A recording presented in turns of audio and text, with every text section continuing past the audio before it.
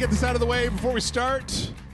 It is not difficult to spend $28 at Taco Bell. Oh, okay. You do not have to try very hard to spend $28 at Taco Bell. Oh, no, it's not hard to do that at any restaurant nowadays. Yeah. Sorry, there was this tweet that was going around earlier where this jackass was like, "Oh, inflation! I spent $28 at Taco Bell," and then they got his menu. This motherfucker didn't even order a single combo meal. Like the things he was ordering, you could have ordered a combo that had that and saved $2, but he was just like ordering every $5 thing off the menu. Or just entrees, like a large Baja Breeze or something like that. It was just like, fuck you, man. I had at Taco Bell twice last week, and it was $10 each time. So I had at Taco Bell twice, and both times I was sick from eating too much Taco Bell for less than this motherfucker spent for his lunch one day. So with that out of the way, welcome back to the RageSelect podcast. We talk about Taco Bell. I'm Jeff. And I'm Mike. And I don't normally talk about Taco Bell, to be honest. That's true. Yeah. Well, you know, the Mexican pizza is all the way back. Like, it's not even a limited time now. Is that true? And they're bringing back the enchilito. Oh, that's neat. They had a thing, which, as somebody who ate a lot of enchilitos as a child, when I could afford, or when I could, I was going to say afford, but when I could stomach Taco Bell more than once every week and a half. Yeah, that makes more sense. I used to eat the enchilito all the time. The enchilito is no big shakes, you guys. It's just fucking it's just a burrito covered in taco sauce. Like, that's all it is. Yeah, you could just make that yourself, usually, kind of thing. Also, oh boy, we're going to get into it. But before we do, I have one other thing. So there's a restaurant called Culver's that is around. They have is this? I think I know what you're frozen talking about. Custard and big hamburgers. And I eat there every so often. They're big in Wisconsin. Yeah, I eat there every so often. They have a limited time. I went there last night because it was late. They're open late.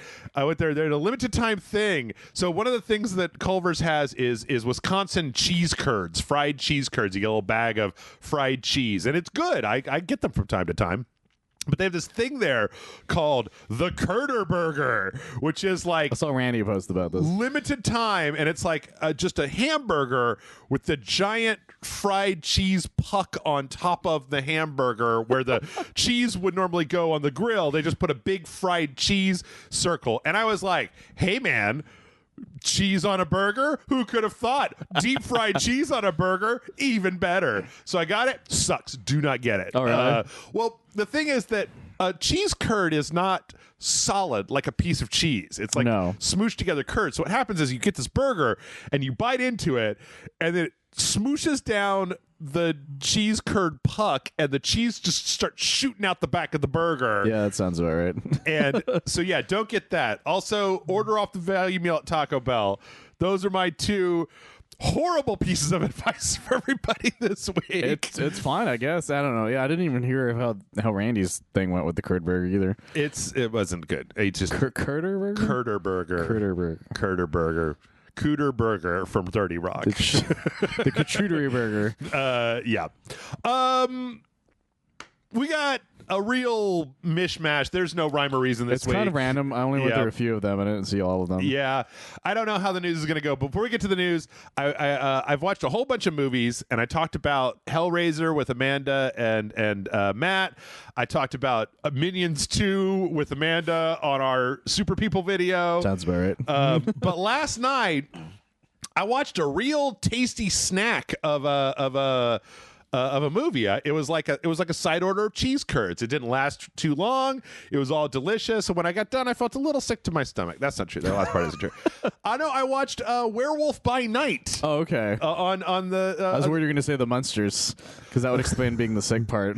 You guys gotta go listen to Amanda. She did watch the Munsters. Oh, she watched the Munsters. Really enjoyed it. Yeah, I saw that. I was surprised, but I didn't. I'll have to listen to that. I'm gonna say the same thing to you that I said to her. Like, anybody that clicks go on the Munsters and then has a bad time because they were expecting a cinematic tour de force, that's on you, buddy. Which is why I haven't watched it. I didn't even try. Did you watch the Werewolf by Night? I did. I really enjoyed it. It was like an hour long.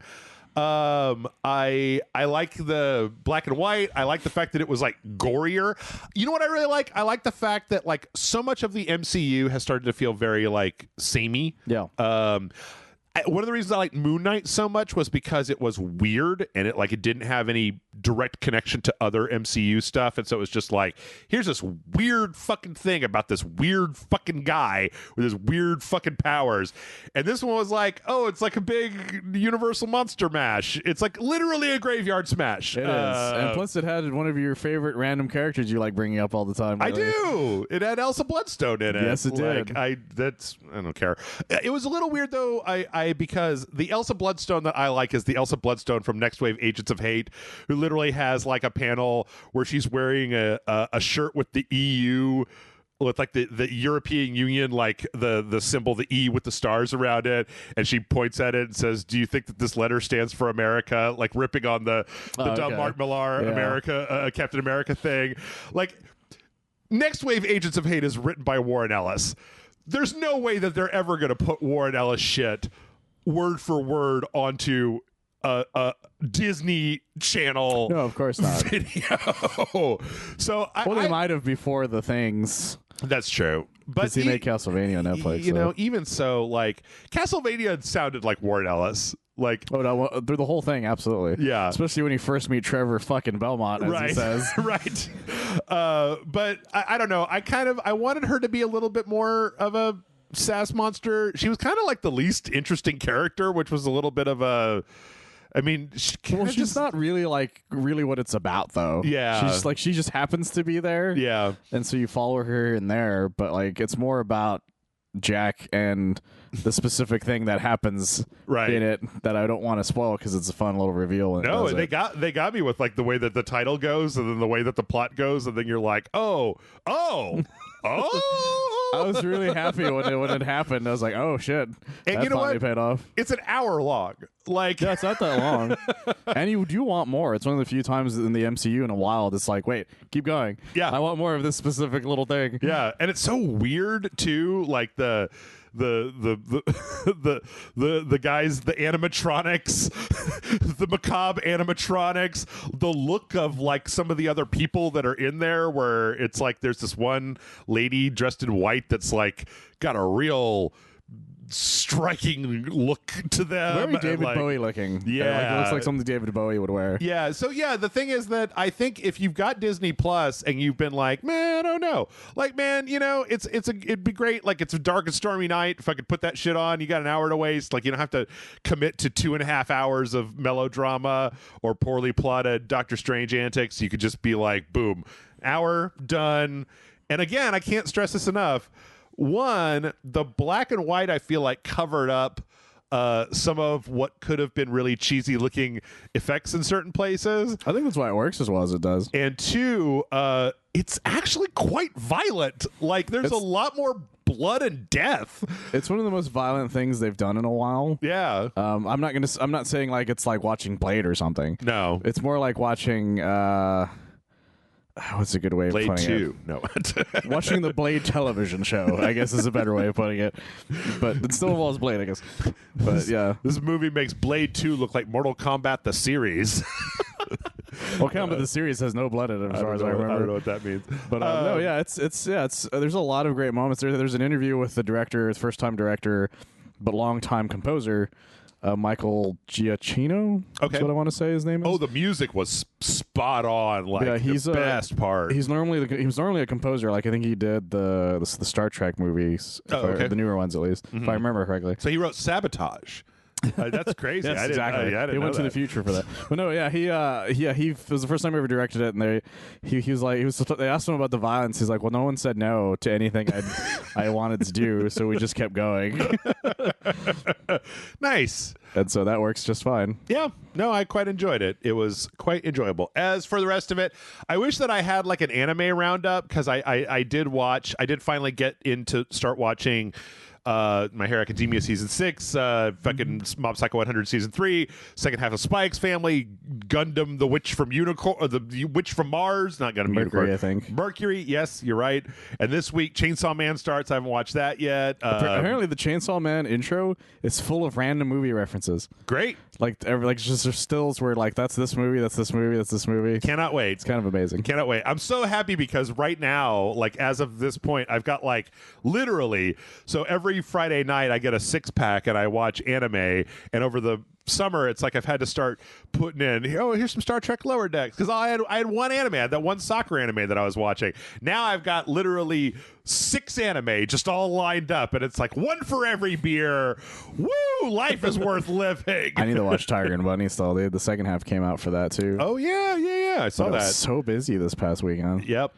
Well, what about you? Did you see anything, watch anything, play anything? Well, I went to a friend's house on Saturday to do a horror movie night. Okay. Or horror movie day, technically, because they started earlier in the day. Mm-hmm. So we watched Changeling, not the Angelina Jolie movie. This was like an old horror movie. Yep. I think starring George C. Scott is what I want to say. Yep.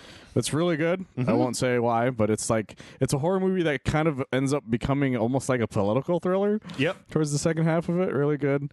We also watched The Orphanage, as well as I feel like Rosemary's Baby would be a good pairing for that. Yeah, I think it would be a good pairing for that. And then there's Crimson Peak we watched. We watched Skeleton Key, which I never heard of as a Kate Hudson horror movie.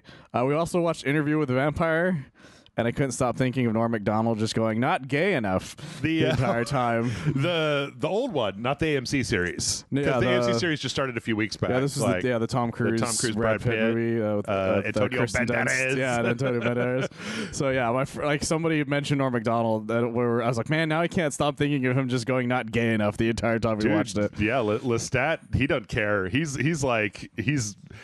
every sexual. he doesn't give a shit. No, he doesn't. And what's his face? Who's the interviewer? Is Christian Slater. Christian Slater, yeah, as the interview guy. It's supposed to be River Phoenix, if I remember correctly, but things have happened. Have you seen that movie before? I had, but many years ago. It was a very, very long time ago. I'd forgotten having seen it because it's how long ago it was, but it gets referenced all the time. Sure. Like, it's the reason Guillermo in What We Do in the Shadows wants to be a vampire. Right. Was for that movie. I also watched all of the Ghostbuster movies as is tradition but I got to watch them all in 4K because I bought the 4K after my last year watch, so I didn't rewatch them 4K because I was like, I just watched these. I'm not going to watch them literally like a week later because I got them on 4K. Right. And so, and now I have Afterlife in 4K, which it wasn't, it came out last year, so it wasn't part of my rotation at that point. I'm also in the middle of my Ghostbusters the video game replay that I do every year. Oh boy, as well, because I do all the Ghostbuster things. This guy and his Ghostbusters. I also watched, of course, the Ghostbuster specials, the Halloween special. The real Ghostbuster has the Halloween specials, at least the two best ones, the Halloween one and when Halloween was forever and the Halloween door. Okay, I think is the name of the second one as well. I want to say, but they're all really good. Okay, well, except the second. Not the second. I think it's the second Halloween special. Mentions Donald Trump by name in the beginning of it because Peter's getting ready for something. He's like, "Where are you going?" He's like, "Oh, I'm going to this party for Donald Trump." They're like, "The quadruple billionaire." I'm like, "That's it's fake. It's fake news, Ray. He has no money." We all know way too much about that man now. Yes, that we should never have known. We never would have known any of that stuff. Ever. Wow. Peter, don't go. Well, it sounds like you've got a whole spooktacular spook 'em up, all different spooky movies and a shitload of Ghostbusters. Yes. So, and there shall be more Ghostbusters next week. That's true. New Ghostbusters. Hint. Wink, wink.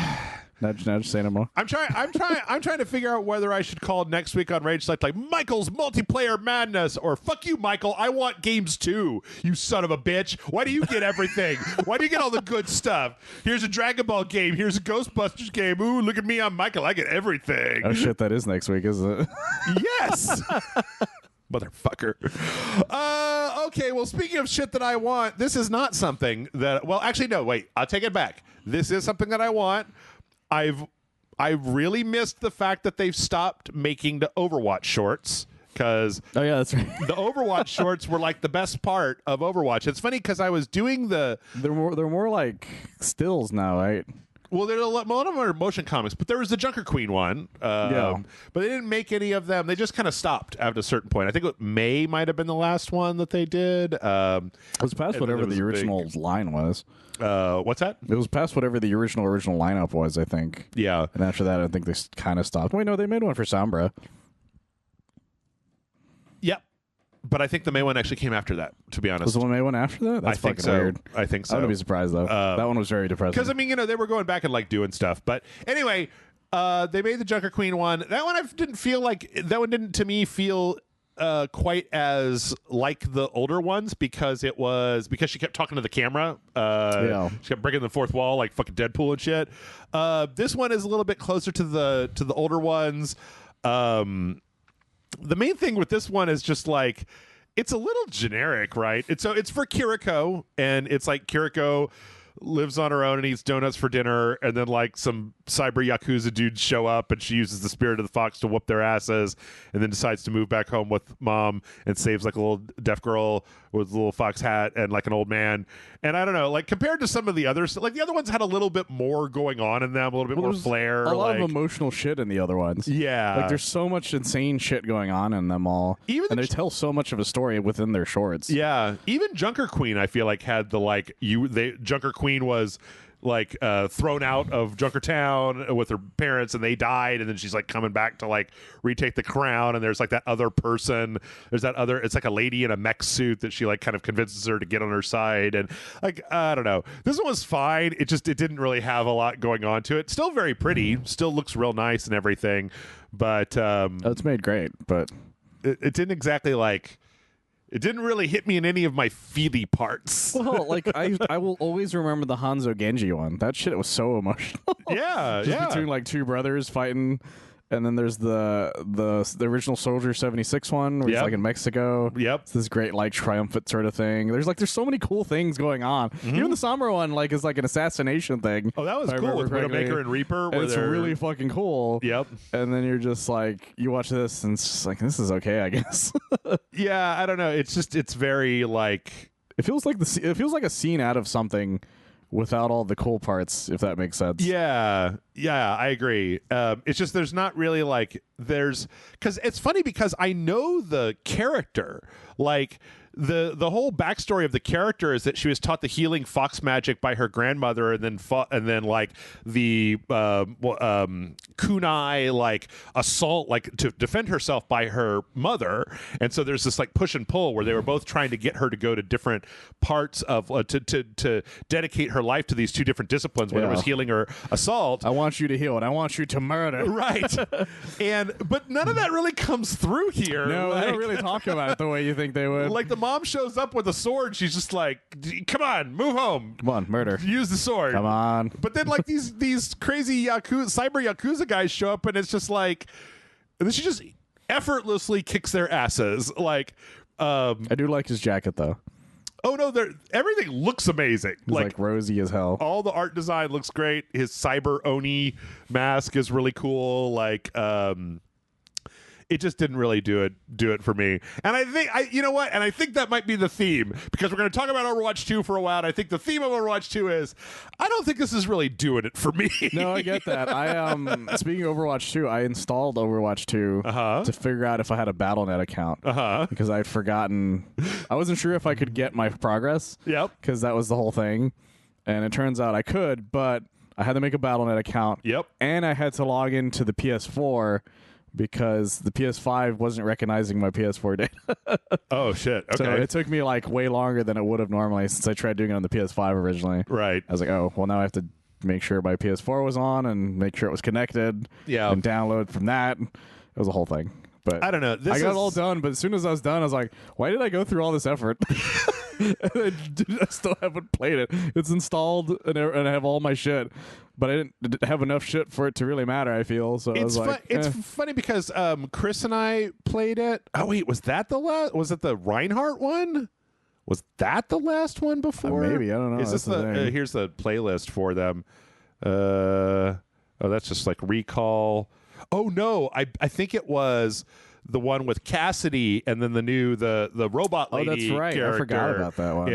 In Route 76. That was the last one before Junker Queen, I think. Anyway, yeah, I remember this one now.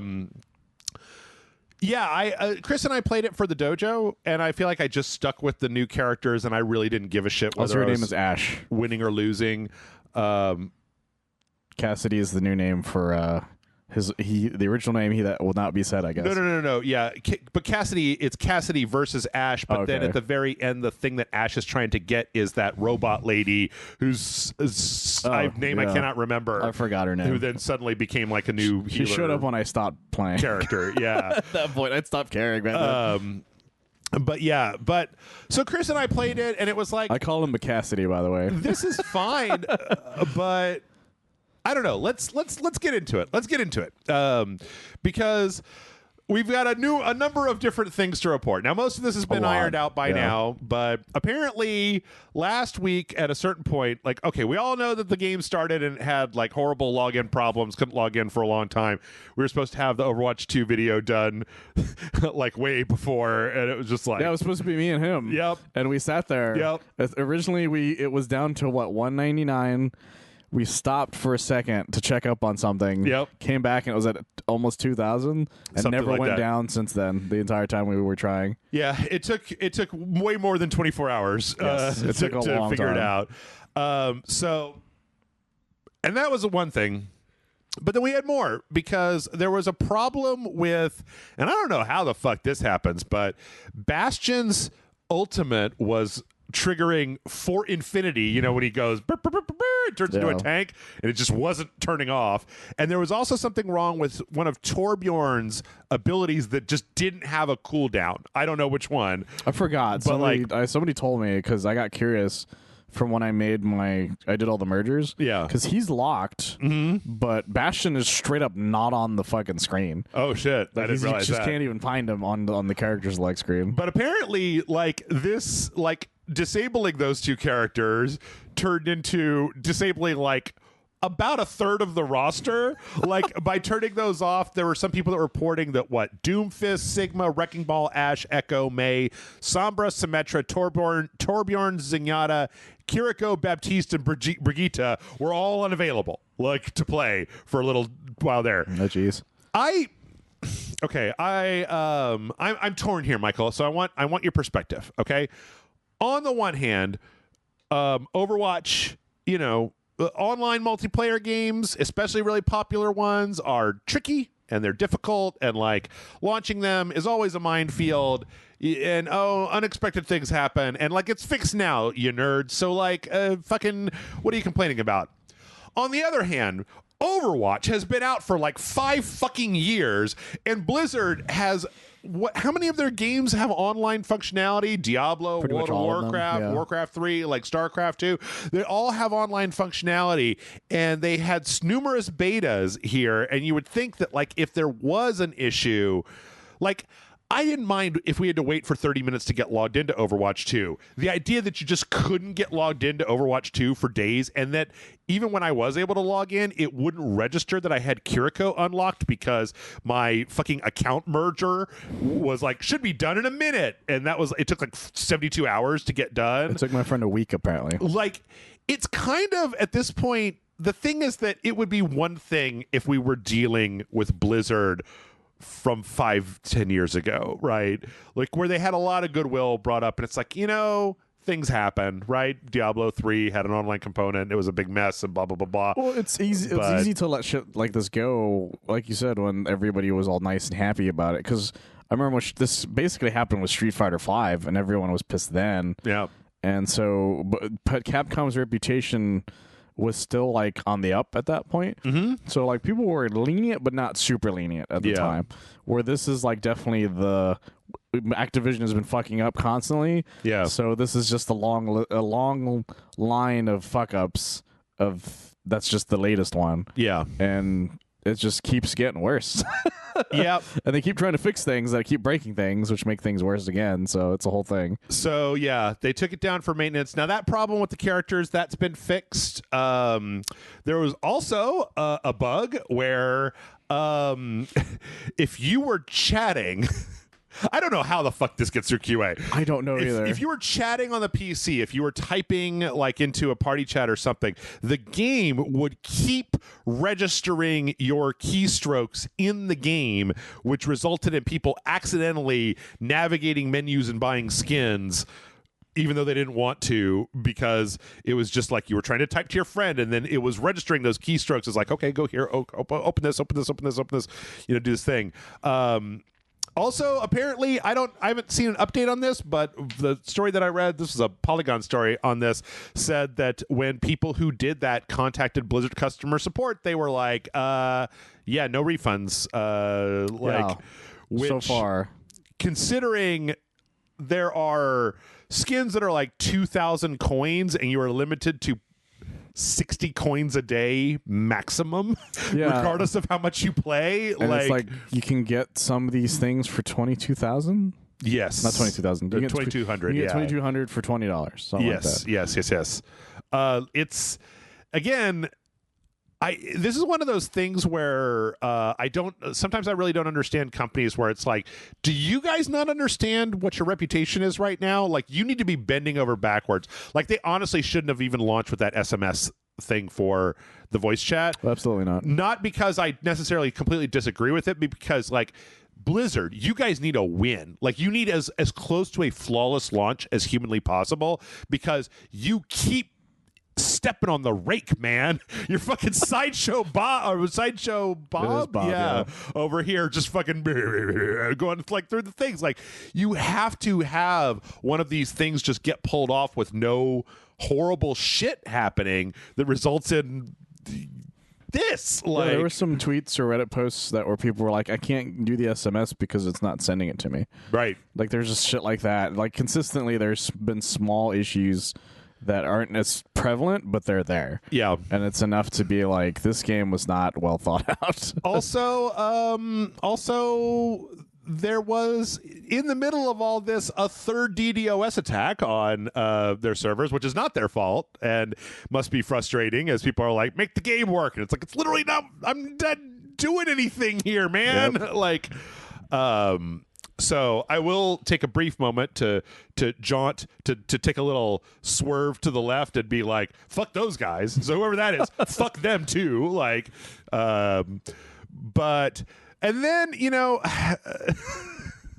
and then we have a, oh God, I forgot there was another one. Also, I love that. Also, it came out this week that apparently if you're on the console and you're cross-playing, this isn't necessarily like a like, what the fuck, Blizzard? It's more of a like, I don't know the answer to this. I don't know the answer to this equation, Michael. When console players play and they specifically have to join cross-play PC servers, it disables the console auto-aim features. Which are all turned on by default, right? Like, if you're playing on the console, it's got auto aim. If you're playing on the PC, there's no auto aim. If you're a console player playing against PC players on a PC server, auto aim is turned off. Or just like, and that means just like the snapping, there's a little bit of snapping. It gives you a little bit more grace. It follows a little harder when you like lock on. It'll stick to the other player a little bit just to kind of compensate. Apparently, this isn't a big thing. Like, some games do this. Some games let the console players continue to have a certain amount of lock on. Yeah, I swore there was another game that did this that we talked about at one point. But life of me, I can't remember what it was. It might have been Apex. It might have been Apex Legends. That might have been what it was, actually. Yeah. There have been some videos that have come out of like showing how you can tweak. I never tweak any of these settings, but how apparently some games that have an auto aim function, even console multiplayer games, you can tweak it so hard that it's almost like an aimbot, that it gets to be really close to an aimbot. Oh, geez. On the other hand, I think that I just don't think that anybody. Is there anybody out there that's saying, no, aiming with a controller is exactly the same as aiming with a mouse and a keyboard? Because that's simply not true. Oh, it's never true. That's never been true ever. The difference is not night and day, but the people with the mouse have a better overall accuracy. So it's somewhat night and day in the fact of how it's done. It's just, I don't know. It's hard to explain, I guess, without being a gamer, right? Like, that's just, the feel is different. Yeah. I've never been able to do mouse and keyboard. I tried, but I'm terrible at it. myself. So I can do it, but I mean, you have to, for multiplayer games, it's like you got to practice that shit, and I don't practice that shit. like when we played Proteus is a good example of that. Like you were doing the mouse and keyboard, and you're like, this is how it should be, and I'm like, well, I'm doing the controller, and I feel great, right? Kind of thing. Like everything, like it's just different. It's just different for everybody. Yeah. So yeah, that also came out again. Not entirely like not a damn you for your stupid decisions. That's just a decision, right? Yeah, so, it just happens. But it's worth talking about. And also, again, it should. I want to 100% nail this down. This doesn't happen unless you are a console player that manually goes to the server browser and chooses a PC server. It will never auto put you into a PC server. So, the other thing is that apparently this is kind of just another side jaunt. There's been a lot of chatter online now that people have seen what the battle pass for Overwatch 2 looks like, where they're like, can we have the random loot boxes back, please? Because the battle pass, to me at least, seems to represent the worst stingy excesses of modern Activision. It's stingy as fuck. Like cool, I got to level 4. I got a character voice. I got a voice line for Moira.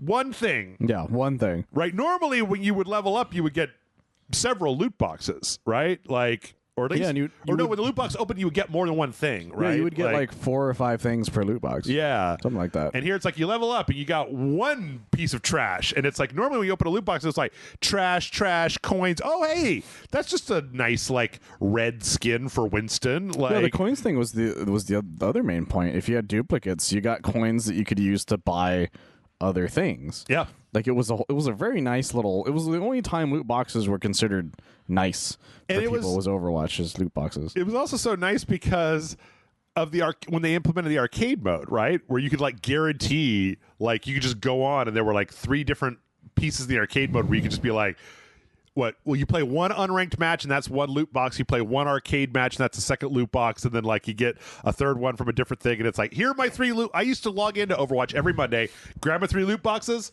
open them up, see what was in them. If I can log off, and I'll be back next Monday, you guys. We're gonna play like 4 matches on Monday afternoon. But with this new system, it's like, thank God that I bought the stupid Watchpoint pack to get into the beta, because otherwise, like, the grind from level 1 to level 50 to unlock Kiriko is ridiculous. It's actually ridiculous. Like, I thought she was like just in the beginning of it or something like that. She's in the beginning if you buy the battle pass, the extended battle pass, which comes with the Watchpoint pack. But normally she's like halfway through the entire battle pass tree if you just are full on free to play. Oh, okay. I must have looked at it wrong when I looked at it recently. Yeah. I think that she shows up at the very beginning as an incentive to try to get you to buy the extended is that what it is? loot pass. Okay. Yes. I know there's the 20. Is that the one you're thinking about? The 2200 one? It's like a separate purchase. It's like because there's the battle pass, and then there's a second battle pass. Because Halo does this as well for their battle passes. If you buy the normal battle pass, it starts at the beginning. If you buy I forget the name of it, but it's always like a secondary battle pass. Yeah, it unlocks like a chunk of it. Yeah. And that one you can buy. You don't have to buy that $50 thing. You can just buy the 2200. Sure. Yeah. One. It's like a $20 one. Yeah. And it unlocks like 24 levels. I think is what it says. Something like that. I think that's what I got. I got that with the Watchpoint pack with some bullshit skins. Yeah. Or luckily, you can buy that by itself for like $20. And here's the thing, Michael, is that like, but again, that's $20. They added in the loot boxes, and like, look. Man, I fucking get it with people that have gambling problems and kids and all those different things, and I get it. I don't like, but I if you ask me, loot boxes or just give me coins for every match and then let me unlock the thing, I would probably pick coins, right? But the thing is that it now feels even more worthless to play a game of Overwatch, because it's like the mountain got way steeper, like, to go up. Yeah, because before it was just like, well, maybe if you got lucky, you would get a legendary in your loot box, right? And it could be for a character that you really liked or a character you didn't really give a shit about. But it was always random.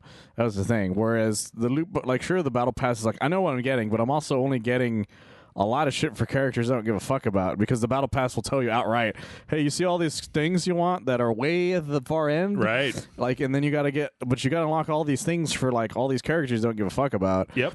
And it's like, well, you just don't want to do that. Oh, hey, you know what you get next level? A spray. Do you know how many random stupid sprays I've got? You know what I never do in Overwatch? Spray paint anything. Yeah. I just never fucking do that. And if I did, it was like once in the beginning of the match. Yeah. Or something.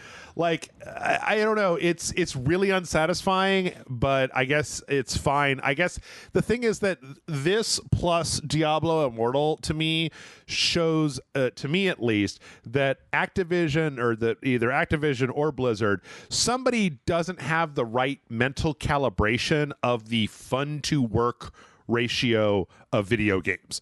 Like, the best video games are the ones where when you do, you know, like, I know that a lot of people don't like it, but like Diablo 3 is a good example of just like, you are like, they've got that shit down to a fucking Pavlovian science where it's like, you know, I might quit. Ooh, a new level. What's that? A new power. Oh, cool. All right. It's like, okay, I'll play for 5 more minutes. All right, I gotta go to the bathroom. Oh, a new mace. I wonder what that. Oh, cool. Oh, it's got some synergy with my shield. And then it's like, why do I have to pee so bad? It's like, because you said you had to pee 3 hours ago. Yeah, that happens very easily. And like, this ain't it, Chief. Like, this is not that. This has become bullshit work, and I feel like they're trying to do the frog in a pot thing, but this water is too fucking hot. Like, I am getting out of this thing. It's very frustrating because I remember doing kind of what you said when you log in and try to like the Halloween event would pop up and you're like, I'm trying to get whatever's a Halloween outfit, and so you did that for like hours trying to get it, and you never, like, I never got the one I wanted. Of course, I ended up getting like 3 or 4 for characters I never used, sure. kind of thing. And so I was just like, well, fuck. But like, at least I knew. But it was fun trying to get to them. Like, sure, it would have been neat to have like a battle pass that was like, well, if you do this long, you just get it. But the problem with that is that a lot of people did the loot boxes for the skins, whereas a lot of them, like you said, it's a spray, it's a voice line, it's a, like, not even a moat, kind of like, it's just a bunch of nonsense that people didn't give a shit about to begin with. Kind of thing. It is filler. Yeah, like, it's filler. Like, you can't just be like, oh, I can unlock the legendary skin that I think is really cool. That's like a pirate or some shit. Kind of things like, well, that's only in the store. You can, sometimes it's in the shop for $20 or $15, like, depending on what it is. And it's like, well, fuck. Like, there's no fun to this. It's just buy the skins. I'll be honest. It's the issue with Halo Infinite that everybody has, is that there's all these armor pieces. You're like, I would love that armor piece. Like, great. If you log in on a Wednesday, maybe it'll be there for $20. Yeah. And it's like, well, what the fuck? There's no fun in that. I agree. They need to give me more. They need to give you more often to make you feel like you're making progress. It's the problem is that, like, you really have to, like, if you play any mobile phone game, which is like what a lot of this shit is based off of, right? You'll notice that most mobile phone games, most free-to-play mobile phone games, they shower you with premium currency and all kinds of unlocks in the very beginning. You're just like, oh, fun. It's only after you've been playing for several hours that it finally starts to slow down, and now you have to log in every day and do the thing once they've kind of got you on the hook. This shit is just like, but it's Overwatch. Don't you love it? And it's like, no, guys, you fucked that up a while back. Like, because even in original Overwatch, it was like that. It was like, you gain a level, here's a loot box. You gain a level, here's a loot box. Yeah. So you were always like, I just got to play a few more games to get another level up so I can get a loot box. Now it's just like, fuck you, I don't care. Yeah. It's like, here's a voice line. Don't you love Overwatch? It's like, I guess. I know this sucks. Yep.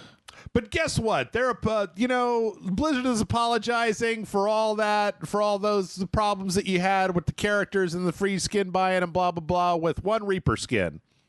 Doesn't it come with a charm or something? Yes, it also comes with a tiny med pack charm for Mercy's staff. So, hooray. If you don't play Reaper or Mercy, go fuck yourself, I guess. Like, that happened to me a lot. I've Mercy's Halloween outfit and a really cool outfit for Reaper, but I'm like, I've never used these characters in my life. I've never played. I'm not, I got one cool McCree skin, or Cassidy skin. Like, God damn it. I got one cool Cassidy skin that I'm glad that it got brought with me. It was during the Olympics. It was the American. It's called the American outfit. Yep. And what it is his poncho thing is just a flag, and his gun is red, white, and blue. And I'm like, this is kind of neat. Greatest skin in all of Overwatch is Grillmaster 76. He's got I never got that one. Hawaiian shirt and cargo shorts and like sandals with socks, and then like the bandolier has like beers in it. And I got that one. I was so happy. I was like, I won Overwatch. I'm done with Overwatch. Did you ever get not the intro one, the game, the play of the game one they did for that one? I don't remember. So that one was like, it's him with tongs and like opening a beer and then like going like that to you. People can't see me, but he's like doing like a cheer kind of motion, Like a toast. yeah, because he's like out grilling basically. Yeah. Is the idea. Yep. I never got that one. I wanted it, but I got the spray for it for some reason. So speaking of Overwatch, hey, you guys, you know how much everybody really just totally loves that whole, like, you got to have a good phone number in order to play Overwatch? Well, guess what? That's going to be in Modern Warfare 2 as well. That's right, you poor motherfuckers. Yep. Fucking Ryan Reynolds needs to get on it and figure out a way to get mid-mobile to get your mid-mobile on there. But yep, apparently, according to an updated help page, Blizzard support page on their website, it basically listed also Modern Warfare 2 as having that same SMS protect. It was on the beta apparently. So I'm still torn about this because I really do think that this system will cut down on the people who just get banned and then create new accounts or whatever. On the other hand, I realize that it is definitely sweeping up people who just have Cricket or Mint or some other phone. Well, Mint might work. I don't know. I don't know how Mint's system works. Last week we had a story that was like, no, it doesn't. Okay, they got the prepaid Square. Yeah. I explained that at one point. I forgot when. I want to say it was the last podcast where I explained how that worked. Podcast for last. Yeah. Yes. So if anyone wants to know how that works, you can listen to that. Yep. So I'm still torn because I do think that, again, I do think that this could be a good thing. I realize that it will sweep up some people. Well, it's both a good and a bad thing. So the good is what you mentioned. The bad thing is there's a lot of poor people that will not poor. Yeah, I guess poor people that will have issues being able to do this. Like when I was younger, I would have been able to do this. Luckily, but there were so many people when I was growing up who didn't have phones that this just like hell till their mid-20s.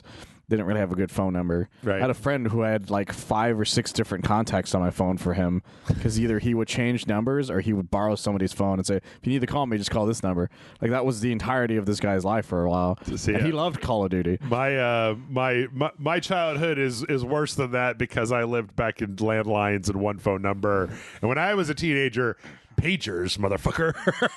See, I still had the landline up until my brother, because cell phones are still fairly new. Yeah. When I hit my teens, my brother got it because it was cheaper for him for some reason to get 2 lines. Yep. And he's like, well, here's a phone, I guess. It was a very cheap phone, but I digress. The other good thing I think that will somewhat help with this, especially with Call of Duty, why I think this is a good thing for Call of Duty, is it'll limit the amount of children that are playing Call of Duty. Because with Overwatch, that one to me was a super double-edged sword because a lot of kids like playing Overwatch because they're colorful characters and shit. Yeah. Call of Duty should not be full of children to begin with. Very true. So this one is more on the good side for Call of Duty. It was on the bad side for Overwatch, but yeah, the Call of Duty side, I think I just want people to be able to be banned and then stay banned. Well, like that's all I care about. Is I don't want people to keep coming back because I if you're a cheater in an online multiplayer game, or if you're just a piece of shit, like as far as I'm concerned, I've said this before and I'll say it again, I do not believe that every American has the right to turn on the voice comms in Call of Duty and scream the N-word into their microphone. Like that's just not a right that I'm down with. I don't think specific. I don't think the founding fathers envisioned that when they wrote the Constitution. No, the founding fathers definitely envisioned that part of it. They were totally cool with that part of it, but that's a whole story that we won't talk about. Yeah, but no, the thing is, I'm just picturing a troll getting banned and calling AT&T and be like, I need a new number. Right. It's like, why? Because somebody called me the N-word and I need to troll them. Right. It's like, what's happening? Also, we got a report last week that Modern Warfare 2 is going to be with us for a while because Call of Duty is, for the first time in quite some time, skipping a year. 2023 will not have a new Call of Duty. It will basically have more multiplayer and single-player content for Modern Warfare 2. This is a great idea. They also have Warzone still going, don't they? Yes. So it's probably part of it. In fact, it's not entirely clear whether 2023's game will just be Warzone. Like, that's true. Yeah. I actually read this article, and it was funny because it was talking about how, they have like fucking they have 3 main studios, and like Raven is a support studio for a lot of these things, doing this stuff. And they're just like, yeah, with the modern game development, we need more time. And I'm like, I don't care. I don't care about modern. I want to be real clear here. I really don't give a shit. You cancel Call of Duty tomorrow. I don't give a shit. Like, you turn off the servers, burn all the copies that originally exist, keep everybody from playing it, make it illegal. I don't give a shit. But, to me, when I read this, and I read that it was just like, yeah, it takes a lot of resources and it's taken so long and blah, blah, blah. We need a little bit more time. And I'm like, fuck you. This is the best-selling video game of all time by a country mile.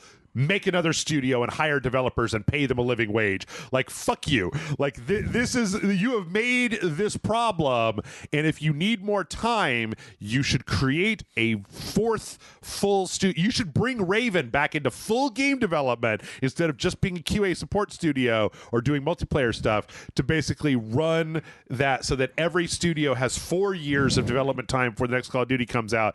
Because Activision is not a poor, struggling indie company, and they're also getting bought for fucking billions. Like, it's because they're an indie company, Jeff. They gotta be bought by the bigger people. They got planes to feed. Tim Schafer, Bobby Kotick, same fucking guy as far as I'm concerned. No, like, turns out they were the same person the whole time. That's also, it's not exactly like fucking Call of Duty is breaking the mold every time. No. Like, this year it's a cell-shaded strategy game, and next year it's going to be a roguelike deck builder. It's always a fucking bunch of machine guns, okay? Man, like, wouldn't that be interesting? Like, weird Call of Duty fucking spin-offs like every that. Year it's like, and you know what, I know Call of Duty Ace Attorney game. They've already got all the guns because they've covered all of the they could make like a Jag Ace Attorney type Call of Duty game. Yeah, sorry, I just got into my head and I thought that would be awesome. You know what I liked? Yes, I liked Call of Duty Infinite. So bring that back, you cowards. Jon Snow is a fucking spaceship commander, and there was like one mission where you like got launched in an EVA suit. You had to do a stealth mission where you and like 2 guys like fucking came up onto the belly of a ship and snuck inside and like shot people. It ruled. You had like a robot guy with you, and everybody was like, "Oh, it's just like Halo," and I'm like, "No, dude, it ruled." Like, it's kind of a weird time frame where Halo was becoming more like Call of Duty, and Call of Duty was becoming more like Halo. Yeah, it's fucking weird. There were all these weird like jet fighter, space fighter missions where you had to fly around a spaceship. Shit was getting fucking weird, guys. And now it's just like, what if we remade Call of Duty, the Modern Warfare again? And I don't know. Not for me, but they just need to start a new war to get a new time frame. You know what? They've made like they've made like a billion World War II games. They've made a bunch of Modern Warfare games. They've made fucking Advanced War and Infinite Space War. They've made like one Vietnam game. Like, there's Vietnam. That's just true. Fucking sitting there, man. Like, the Korean War is right there. Yeah. The Civil War. I don't think Call of Duty Civil War will It'll be out. Great. You're a time traveler who ends up there and just shoots all the grenades. The Confederates. Oh, okay. I see. Oh, it's Infinite War 2, where it's a time traveling game where just you go from there. Take your robot buddy through the vortex. Just go through all the wars. I'm sure that all of the wars. I'm sure that the people. That's what it should be called. Call of Duty, all of the wars. Call of Duty, all war. Just time travel through every fucking war imaginable. I'm glad that we can laugh because the French Indian War. This crazy next shit. Story is not very funny. Does it involve Mel Gibson? No. And the Patriot. This is another Activision Blizzard I read this one. Scumbag sexual harassment story. This is, boy, this story sucks. It sucks real hard. It sucks so bad. Like, this is about the defendant in this isn't named. I'm gonna go through this relatively quickly because there was a lot of the details in here that you should go read for yourself, but it's kind of at this point becoming a depressingly like common tale, right? Like, it's not This is not the first time we've heard this kind of Before we scenario. continue, I will make a quick joke. Yes. The guys who is accused, his name is M. Vega. Yeah. So my first thought is M. Bison, because Right. Vega's name in Japan is Vega. Is Bison, so the whole thing. Yeah. So Sorry, that was my first thought for some reason. apparently, this is an actual lawsuit that's been filed in Los Angeles from a former employee, basically wanting like restitution for what sounds like an honestly fucking terrible. That was a whole terrible thing. experience, Like, from what I can tell. So the defendant isn't named. The name is Jane Doe in the thing. So Jane goes to Call of Duty, like a meetup, like a gamer meetup thing. Like a virtual meetup too, I think. Yeah, like with some Activision employees, meets this guy. Apparently they're online, they're chatting and they do a little flirting. At some point, she sends him some sexually explicit photos, which she herself is just like, that was a fucking terrible mistake. I never should have done that. Like years later, she's looking for a job and like she's posting about it. And this guy is like, hey, I can get you a job, like a temp job as like a QA person or whatever. She comes on. And she's married at this point too. Yeah, after she breaks it off with this scumbag, she gets married. She comes on, she gets a temp job. She converts over into, what was it, like it's like a community manager type of job. Yeah, she went from like contract A to community full-time. engagement coordinator for player support department. So I don't know what that means. I don't either. But from that point on, fucking M. Bison is a piece of shit. Like, he's fucking grabbing her at work. Like, he's yelling out like, psycho power the whole time, by the way. What's that? He's yelling out psycho power the whole time. By Yeah. the way. Sorry, I just can't stop picturing Bison sexually harassing somebody. Yeah. And it somehow makes it funny. He like keeps trying to like get physical with her and keep saying like, one of these days I'm gonna win you over, and like, oh, you don't really love your husband. And like, at one point there was like a party where he brought her back into an office and was like, if I whip it out, will you suck my dick right now? And she was like, fucking no. Like this guy threatened to basically like spread around the pictures that he sent her. She asked for like promotions and he was like, well, you know what to do, and then pointed at his crotch. Like, all the worst. He's like a fucking cartoon of a man. Like, he's the literal, like, when you take a sexual harassment seminar, right? He's the guy in like the video, right? Like, yes. straight up, like, yes, it's insane. Yeah. This is the other one. Whenever this comes up, I don't understand it. This is from a Kotaku article. Mr. Vega told Ms. Doe that he is, quote, a very sexual person, and that he thus, quote, needs to jack off at least twice a day. Why would anyone tell anybody that? Is that even if somebody was into you, is that a sexy thing to say to somebody? Like, yo, girl, gross. I'm so virile that I gotta like jerk it in the men's bathroom with all the other guys in there twice a day. Like, ew, gross. That's gross. Super gross. Don't do that. That's gross. Don't. Stop. Anyway, after all this, apparently she went to HR in 2017 and they didn't do anything. And then, like, you know, now that this is all kind of out in the open, I believe she's hoping to get more traction by being like basically, this is the thing, is that you have this whole horror story, right? We've gone over this a whole bunch of times. We've talked about this a whole bunch of times. I've talked about this numerous times over the years. You've got this whole horror story, but at the end of the day, what she's suing for is like, this guy wouldn't put me up for a promotion. This guy like undermined my ideas in meetings so I couldn't get ahead. He basically fucked with my reputation. And so I have been financially harmed by this asshole holding me back because he wanted to fuck me. And like, so I should have gone further in this company instead of quitting in frustration when this shit happened. Like, at the end of the day, I think that's really important to keep in mind, that it's like there is a horrible personal aspect here, but then the end result of that also a lot of times comes in the fact that even if you take all of the personal stuff out of it, this person fucked with her career. Yeah. Like, she did everything right. Like, and she still wasted got years nowhere. of her life because he was a horny dick, a horny fucking noodle dick over here. And that's the worst part about this shit, is that it just like is that the long-term ramifications are fucking terrible. Like, you can literally just be shaving like time off of a person's life when they should be in a better place. You can literally be holding a person back, like, from moving forward with their lives, and that just sucks. Well, it frustrates me because there's so many examples of this happening to people so often lately. Yeah, and by that I don't mean like a bunch of. It's been happening a lot lately. It's been happening a lot, but now lately we've been finding out about it. Right. That's more what's going on. Yeah. Which thank God that's at least that part of it's happening. Yes. But God damn it, it frustrates me that this was going on for that long. Mm-hmm. Like, for fuck's sakes, guys. I think she got hired like in 2011. Is that what it said? Yeah, she'd been working for them for a long ass time. 2016 to 2021. So, and she told them in 2017, and she still stayed even after they did nothing. Right. Which is fucking crazy. Yeah. And then they didn't fire the guy until after she fucking took him to court for it. Yeah. It's ridiculous. Yeah. I agree. It's horrible. I don't get it. A lot of that, I think, is due to my own. I've got a very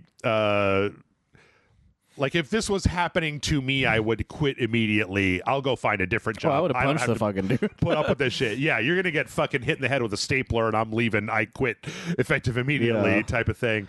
But also I live in Texas, so I'd be like, I'd point at my crotch. I'm like, yeah, I have a gun in mine, so yeah, your move. But it's. Have you ever seen RoboCop? But it's just it's not always like that, and like sometimes getting another job is hard, especially if it's super difficult. This person had to they got this job through this person that they were looking, and ended up having to get a job to this person. So it's not always getting another job. Getting another job that's like the same type of thing, right? Like this isn't just like going from Taco Bell to another fucking chain restaurant, right? Exactly. This is a gaming thing. Like this is not easy to get in there. Yeah, and it's not easy to get into another section. Yeah, and it fucking sucks. Like I don't think anybody that listens to this podcast is like this, but if you are, just stop it. You know who you are, Bison. Stop it. Yelling out Psycho Crusher as you're jerking it inside the bathroom. Ugh, gross.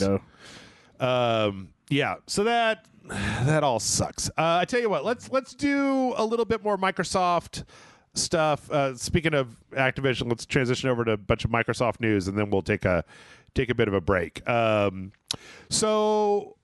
Microsoft's acquisition has been going through courts and various government agencies. We found out last week from the Brazilian, what the hell is the name of this place? The Brazil's Administrative Council for Economic Defense. How much Game Pass makes Microsoft. And at the end of the day, there was a breakdown that was kind of shared. Game Pass made $2.9 billion in 2021. That's pretty good. That's out of $16 billion total. So it's around 18% of the total. Of that you could just see in this breakdown, like $3.7 billion was hardware sales. $2.9 billion was Game Pass. $9.68 billion was other software. What does that mean? Well, just like people buying games, right? Like the money that they get from people buying games and stuff. And Xbox, other Xbox services, not Game Pass, but Gold, right? Or Live, right? Xbox is Live. That'd be Live. Well, it's still Gold. That was the name of it.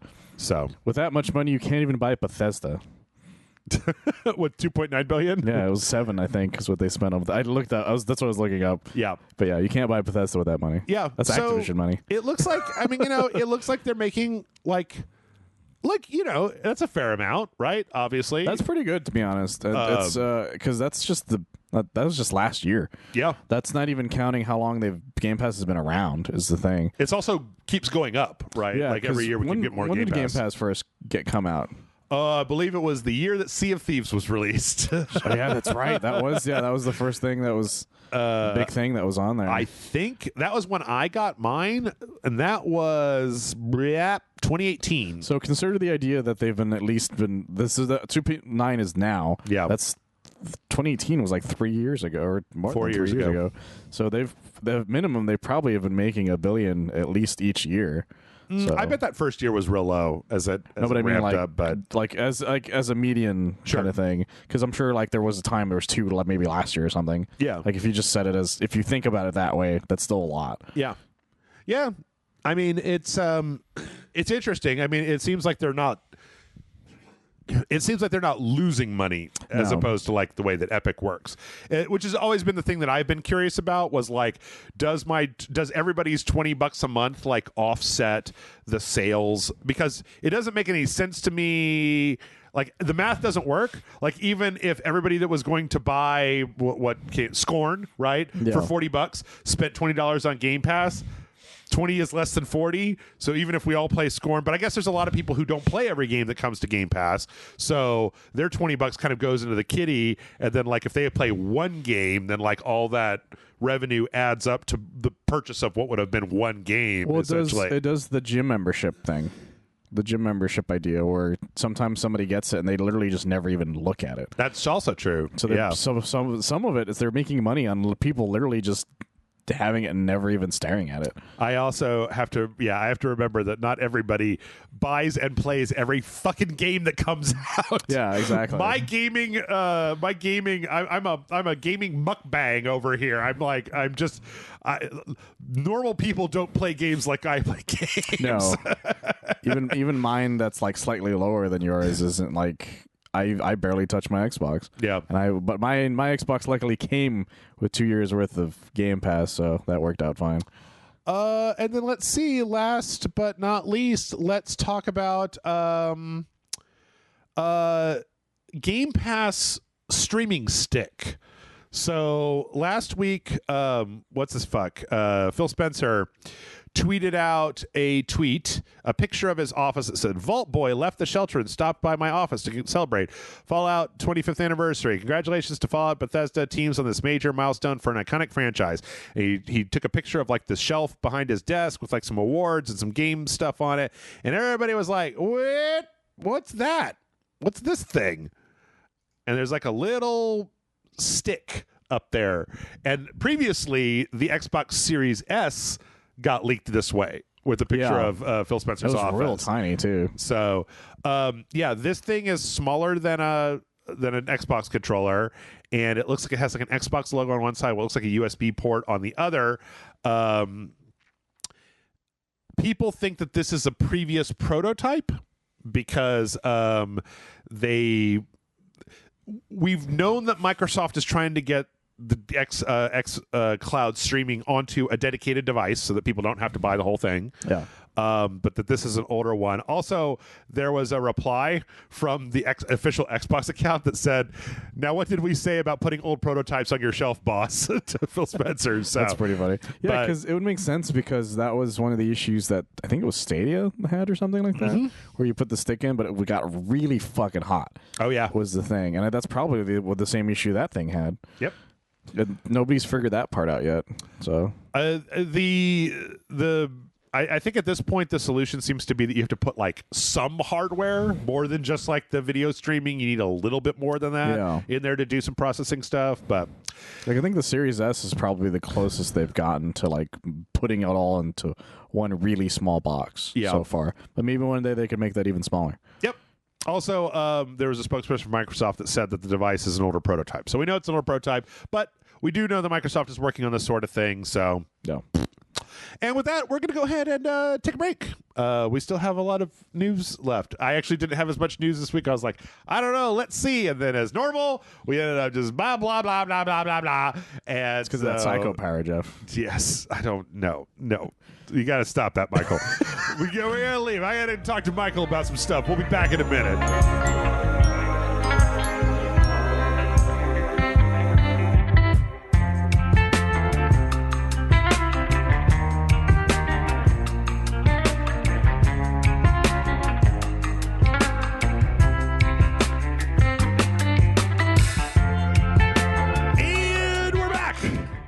And Michael, we're almost done talking about Microsoft. I wish I could say one day that we were moving on to something else, but no. Actually, this next one's kind of a really interesting story because Meta had a big thing last week, and we'll get to that in a minute. But one of the things that they talked about was that apparently the Meta Quest store is going to start featuring xCloud games that you can like stream into your Oculus headset on a big virtual television and then use the streaming functionality, attach the Bluetooth controller to your headset, and then you can like play games on a virtual big screen, which would be interesting if the Quest didn't, if there was any VR headset that more than 40 minutes of playing on it didn't make you want to rip it off your head. That's true. It's very rare for you to actually care about that sort of thing. Get some air on your eyeballs. Yeah. So, there's no date, but they're trying to get it up as soon as possible. This dovetailed nicely with the announcement of the Meta Quest Pro. Sucker's expensive, guys. Yeah, it is. Or as I like to call it, the HoloLens 2. Oh, yeah, pretty much. So, yeah, they announced this. We already knew that something like this was coming. It's like basically a really fancy, a little bit more high-powered version of the Quest. Instead of the Quest 2, it's the Quest Pro. This is made for like the whole idea of this. Okay, first off, these things are $1,500 a pop. Yes, and we don't even know if that's like what the size is. Like if it's one of those like sizes limiters. You know what I mean? Doug? What do you mean? Like when you buy a phone, it's like this one's 50 gigs and this one's like 100. I don't think so because even the Quest 2 was like that. In reading the kind of announcement literature for it, this is made for this goofy idea that I don't know if it'll ever take off, where like instead of giving somebody like a workstation, you would just give them like a Bluetooth keyboard and mouse and this, because it literally has like pass-through cameras in the front, and one of the reasons that it's so expensive is because it's supposed to like really seamlessly, like it's supposed to be a mixed reality thing where it's like you can look at your desk and see your keyboard and mouse, but then you look up and there's like a virtual monitor with all of your apps on it. And so they want to like do the Stark AI whatever shit from Iron Man. Yeah, pretty much. But unfortunately, like I said, like we just said, $1,500 is way too much, even though they also bought a bunch of game studios and they're putting out like that Iron Man game on here and stuff. Yeah, that's right. But yeah, I don't know. Apparently this is also slightly heavier than it would have to be with all that stuff. The Quest 2. Yeah. So, I mean, cool. Because it looks a lot bigger. I don't know. I cut a story this week that was like, not even the people that work at Meta will use the metaverse. I read that article. Yeah, like the way that was worded, they're like, look, guys, if we want people to use this, we should be using it. Everybody's like, nah, I'm good. That's all right. Like, yeah, you guys, we made it, so we need to know what's wrong with it. All the things are wrong with it, guys. Yeah, like, no one wants to use your product. I'm cool. It reminded me of Jeb Bush going, please clap. Oh, it felt like that.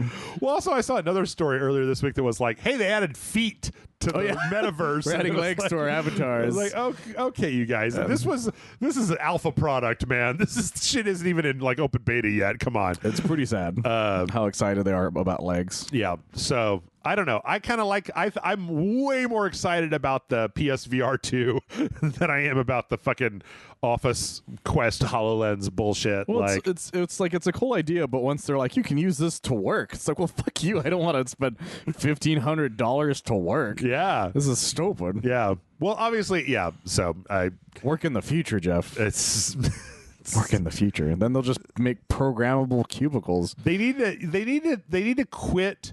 They need to quit focusing all their attention on making the existing products more comfortable and higher fidelity and work on making them smaller. Like, they all need to be smaller, and I'm sure that we can get to a point where like it's just a pair of sunglasses that you could put on, and then that's some fucking Johnny Mnemonic shit right there. That'd be like cool. The issue with the way they're explaining it now is it reminds me of that part in Ready Player One when the people who are in debt are forced to work in VR. Oh yeah. Yep. It's going to become that one day. Yeah. I can't wait to sign up for the Suxors. Those guys, they've got job security. They got health insurance and shit. Like, fuck yeah. What do you got to do? You got to play video games and get some fucking 80s obsessed douchebag, some virgin that doesn't know anything for money. And they didn't show it in the movie, but I read the book, and in the second chapter of that book, after he gets the first clue, he gets like all this money, and he basically creates like an apartment where all he does is just go to the metaverse all day, and then just like he's like naked and greasy and just like spends all his time in the fucking metaverse, and it sounds horrible. It's like, Jesus, man, like, I don't know what technology could exist, Michael, that would make it so that I'm like, you know what? I don't need to go outside anymore. I hate it out there, but I still go out there. Yeah. Like the idea that's just like, but you could be Deadpool all day. And I'm like, that's all right, man. I don't want to be Deadpool all day. No, yeah. That's the thing. If somebody's like, you could be Spider-Man, and I'm like, that's cool, but I still want to hang out with people I know. Yeah. And, eat actual food. Yeah. Yeah. Anyway, speaking of overpriced hardware, you can now buy a Steam Deck with no waiting. Ooh. They've been spending all the time through the pandemic getting their supply chains and everything up. And now, for the moment, I don't know if it'll change even by the time that this comes out. You can just go buy a Steam Deck and it'll come to you in like a week or two, right? What are the prices on these again? They're, oh boy, let's see. Get yours, it says. Steam Deck, $399, $529, and $649. But as near as I could tell, like the $399 version is kind of fine. Like it's mostly storage that's the difference. That's usually the main issue.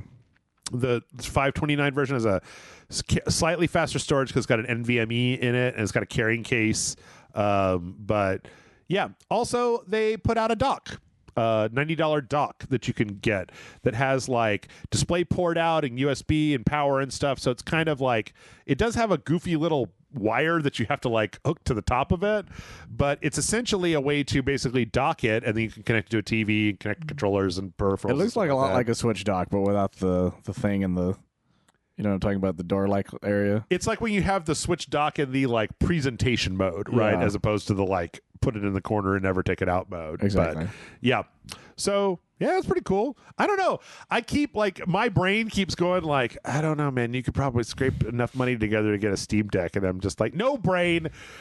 I live in a house with the consoles. I live in this one room with all the consoles, just like I was making fun of that guy from Player One for being all greasy and shit. Living in the one room, eating future pastes, going onto VR. Like, I already have that. I don't need. It's like, you could have this for the bus or an airplane. And I'm like, but I don't go on the bus or an airplane. Or you go to your parents' house. I'm like, I don't go to people's houses. And if I did, it would be rude to bring along game console. Be like, well, it'd be rude to bring along one that has no way for other people to play it. Which is the whole reason the Switch works for people to begin with. Yeah. But my other thing is like, it's just computer gaming with extra steps. Yep. And so I don't computer game to begin with. Like, so you could sit on your couch with your significant other, and I'm like, nope, you could cross that one off the list. Like, you can lay in bed with your significant other. It's like, I'm gonna stop you right there. Just take everything that says spouse/significant other and mark that off the list. Yeah, my issue with that still comes down to, it would be weird and almost rude to lay down with your significant other and be like, shut up, I'm playing Witcher. Like, it's fine somewhat with the Switch, again, because there's not a lot to it. Yeah. Where this is like, there's a lot of things going on this thing. Yep. And it's a little heavier, and it would be more awkward. I don't know. That's my thing for so it. I don't want to play games in bed. I feel like that's how you get sleep problems. Like, when I go to bed, and that other people are like, I lay in bed scrolling on my phone for hours. And I'm like, well, that's probably why you can't fucking fall asleep at night.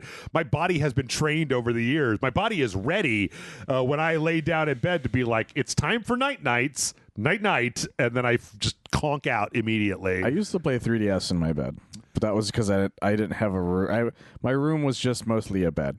I didn't have chairs. Yeah. So that's kind of all I came down to. If you want a Steam Deck, you can grab it. Also, we got some data mining that says that Steam is maybe going to start selling essentially boot up videos for Steam points. So when you buy stuff off of Steam, you get points, and right now you can cash it in for like garish like frames for your Steam profile, or like avatars or stuff. That's neat. But they might have little like maybe avatars will have legs. They're gonna have little like custom movies that you can essentially buy off the Steam store, so that when you boot the Steam Deck up, it plays a Witcher specific movie or something like that. Which, yeah, that's cool. That's neat, I guess. Yeah. I don't have any problem with that. Yeah. This. Let's see. In other Steam news, Steam has done a U-turn and is allowing Chaos: Head Noah onto the Steam store. So this is a Spike Chunsoft joint. This is from the guys that made. This is in like the Steins Gate series, which is why the or not. Those are all different games, right? But it's kind of like in that vein. Yes, which is why the title is of crime against semicolons, because it's not how you use a semicolon. No, like, it should not be how you use semicolons. Apparently, Steam was blocking this of getting on the store. In the mature content description for Chaos Head, what does it say?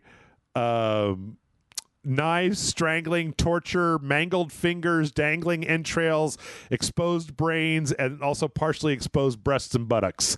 Which, I mean, if you've played, like, I watched Steins Gate, and I was like, yeah, okay, that makes sense. It makes sense for all those games they make for those things. But they did that shit all the time. But on the other hand, like, okay, so I was in the Steam, like a horror movie, really.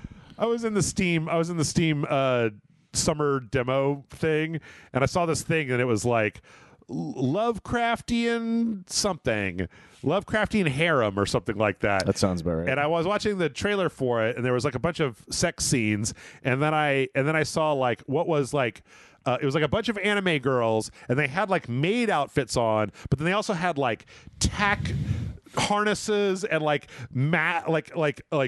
fucking Call of Duty helmets and like elbow pads and stuff, and they were like running, and the description for it was like, oh man, it's like this harem thing, but also there's a bunch of fighting monsters. And so I was like, okay, well, this might be something for Amanda and I to play. So I downloaded it, and it was just one of those set up a sex scene between this lady and a monster, this lady and this other lady. What kind of outfits do these ladies want to be? There was no action in it whatsoever. It was just a straight up sex simulator game. Was there at least guns in the sex scenes? No, like in the corner. You could have them wearing the weird tack vests, sort of like. That's fucking strange. But I can't imagine. This is what frustrates me about Steam, is it's like, you guys have opened the door to just straight up porno. Come on, you guys. Like, yeah, they stop. Like we always say they stop caring, but then something like this happens, and you're like, where's the line of caring? Right. I don't understand. And they get real weird and coy about it. So apparently they went back and they pushed back, and then Spike Chunsoft was like, "No, we're not changing anything. Fuck you." And then eventually the Steam apparently caved, like let the game on the store. So I actually was thinking about playing it on RageSelect, but then I looked at it, and apparently like the translation's really bad. So there's like some team out there that makes like these really good mod patches for all of these games that have a better translation, and like so that it makes more sense and stuff like that. And all of the reviews were like, this is great. Don't play it until this patch comes out from these guys. So that's the main thing about computer gaming that I'm a big fan of, is that people make their own fixes. Yeah. Like, this game's pretty good if it wasn't for all this other terrible shit in it. Yeah. What if I just fixed that? What if I made it so that you didn't have to play the first level of KOTOR every single time you wanted to play KOTOR? What if I made it there you played KOTOR, but they had giant tits the entire time? Done. Yeah. I feel like that's the first thing that always happens. That's always the first thing. Well, there's always the nude mod first. Speaking of giant nudie boobies, apparently you can't do that on the Switch anymore. Well, I'm shocked that we were able to for as long as we did. Maybe. So there is a game that is being made by this indie studio called Hot Tentacles Shooter. It was a vertical shmup, and on one side of the screen is a picture of a lady with tentacles obscuring her body. Oh, it's one of those games. And then, like, if you beat the level, the tentacles go away, and then if you beat it like really well, apparently you get like quote unquote an explicit model of them. And Nintendo was like, no, and they were like, okay, because like they put out The Witcher 3 on there, and they didn't cut any of the nudity, the actual sex scenes that happened between Geralt and other people on the Switch release. The Switch release, the Switch had what was it? One of the Senran Kagura games where you have to like massage a lady with the Joy-Cons in order to get her to scream. You have to like brush her hair and then, forgot about that. tweak her ears or something. So apparently, though, this is one toke over the line, and Nintendo said that it's got obscene content that could, quote, damage the brand. And okay, look. This is my favorite part of this story, is that it's quoting stuff that came from Nintendo. This is a Kotaku story. It said, since Hot Tentacle Shooter includes, quote, boob nudity, unquote, it was rejected from the Switch approval process.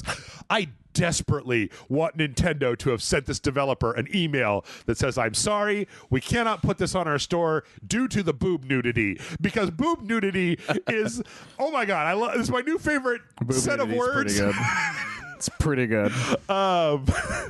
That means they have a different description for everything else. Yes. So I want to hear that description. Is that on the ESRB? Is there like a rated M for mature, and below it's like violence, boob nudity? That should be on all of the Witcher cases. As opposed to what, like graphic butt? Yeah, graphic butt, full frontal vag. It's just like or whatever. Super sniz. Like the snooch. Yeah. Hot rod. Like Jesus Christ. Rated M for mature, dude. All the hot rods in this game. They keep adding it to Transformers, and no one knows why. Oh my God. Well, everyone knows why on that one. So yeah, apparently this organization or company or guy or whatever, Gamuzumi, is going to go back and censor the game and then put it back on the Switch store. Apparently, it's like, here's another line from this that I just love to death. Their other title, Elves Christmas Hentai Puzzle, has also been rejected, although the publisher has promised that Hot Tentacles Shooter will still be available on Steam, because of course it will. That's the thing. The second they said their other game was Hentai Puzzle, I was like, yes, that sounds exactly what I thought. But not just regular hentai puzzle. Elves Christmas Hentai Puzzle. It's probably the long-running series of hentai puzzle games they probably make. I gotta see what the description of this is. What that looks like. Bring this up on Steam. I'm logged into Steam right now because they won't show you naughty stuff unless you're already on Steam. Elves Christmas Hentai Puzzle is just you just walking around in that Windows 95 maze. It's a relaxing puzzle game, and it's got. Yeah, it's exactly what I thought it was. It's got elves wrapped up in various Christmas theming, and they've all got their knockers out, and they're slightly Christmas themed. Does it say boob nudity anywhere on the screen? Let's see. No, it's got regular nudity, but not boob nudity. Okay, or boobity. That's a shame. It's got nudity because you could literally just like put nudity in. Yeah, no, of course. in a Steam profile, you could literally just put hardcore nudity. It's those games used to just be things you found on like Newgrounds or shit. Yeah, people just made these things, and then they're like, the hentai puzzle. Did you want to look at boobs and play this game of chess or something and clear the board and you'll see somebody's tits? It's like, this is stupid. Yep. Or it was like puzzle combat kind of thing. Just weird shit like that. It started with that one, was that match 3 game, Honey Pop. Yeah, right? It was like they kind of started there where they were like pushing the envelope, and then like they let that through, and then slowly but surely the floodgates burst wide open until it's just like, yes, just put porn on here. They were never even all that interesting because they're usually not very well drawn. Oh yeah. Yep. You're better off just looking up porn, which is very, very free nowadays. Why would you buy porn on Steam when you could go to Google image search and type in boob nudity? You can look up diva. What happens when you type in boob nudity into Google image search? Hold on, I gotta know. I mean, I'm sure I know what's gonna happen, and this is really weird to do. Michael, I apologize. I'm more surprised it didn't auto finish. Yep. Okay. It's just a bunch of boobs. Yep. Cool. You need boob nudity? Google image search. Not Got a you covered. single game though. Yep. It's crazy. In other boob nudity news. This I'm actually kind of impressed by. This one was pretty good. Some VTubers did something very silly.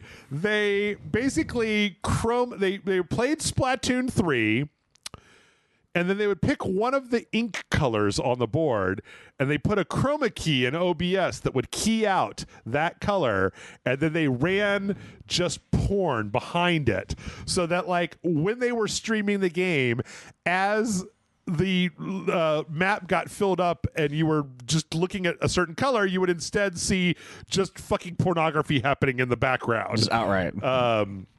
Apparently, all of their videos have been like copyright stricken, and I think their YouTube channels all got deleted as well. So, well, apparently that was the plan, right? Did you, like if did you read that part? Yeah, of it? it was a dare to see like who could go longest without getting banned. So that was like, what the fuck? But more power to them, I guess, because that was the plan the whole time. Yep. Some people just want to watch the world watch porn. It's kind of funny, but like, I don't know. It's still kind of like it's really funny, Okay. but also not the thing you probably should be doing that with. Yeah. Like, it made sense when people were streaming porn on Twitch under the fuck was the name of that card game? Oh, geez, the Valve one. Artifact. Artifact, yeah. That made sense. But this is a lot of kids are looking up Splatoon things, bro. That's probably a bad idea. You know, like I don't want to come off as if only like, there was a phone number to stop them or something, said Activision.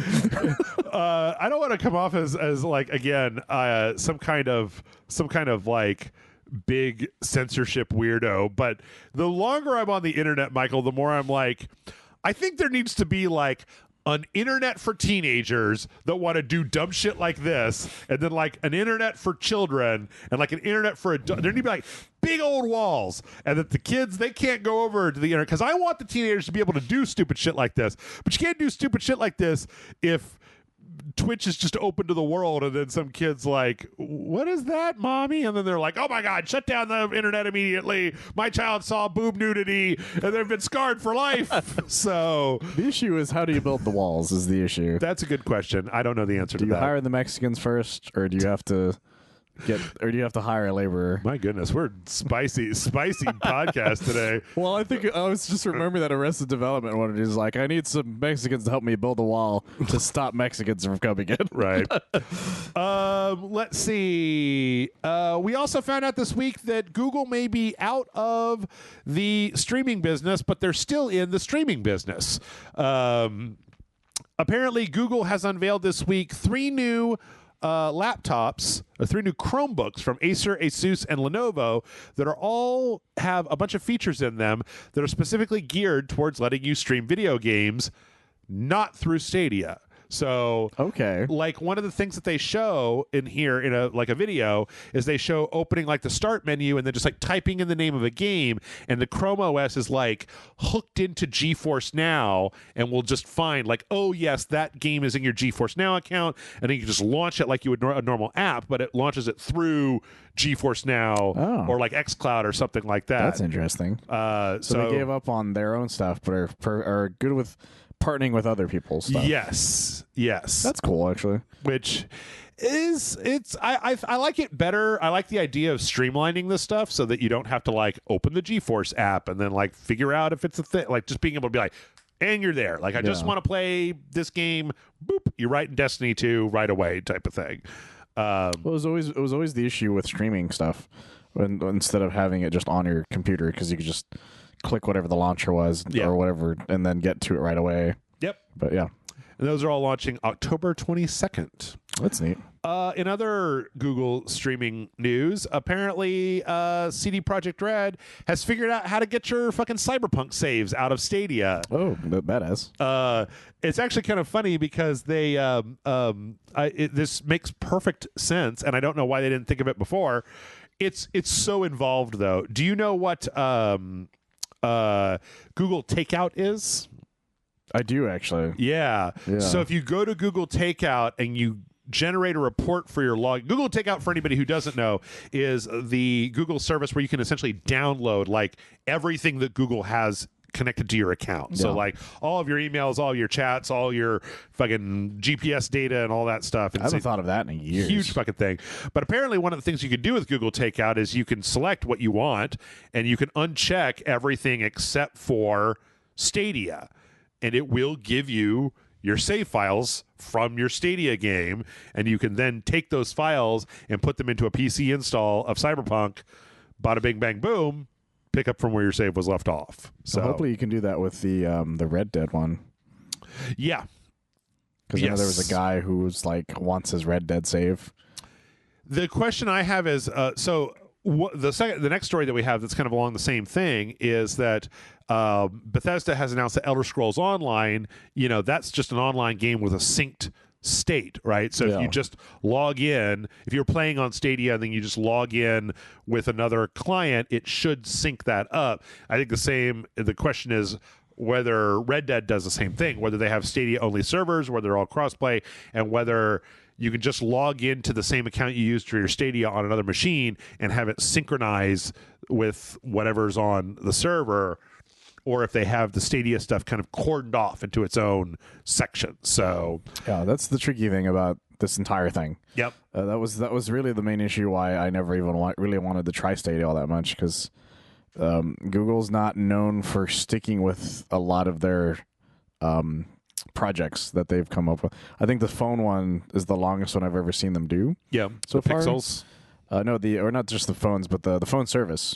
Oh, right. Yep. It was Project Fi when I worked for them, but it's just Google Fi now. Okay. But there was a lot of worry back then for that one too, because Google Express also they stopped doing that pretty quickly. Yep. So there was that quote from one of the CEOs from like 3 years ago. They're like, "We're never just gonna shut it down randomly." But those Phil Harrison.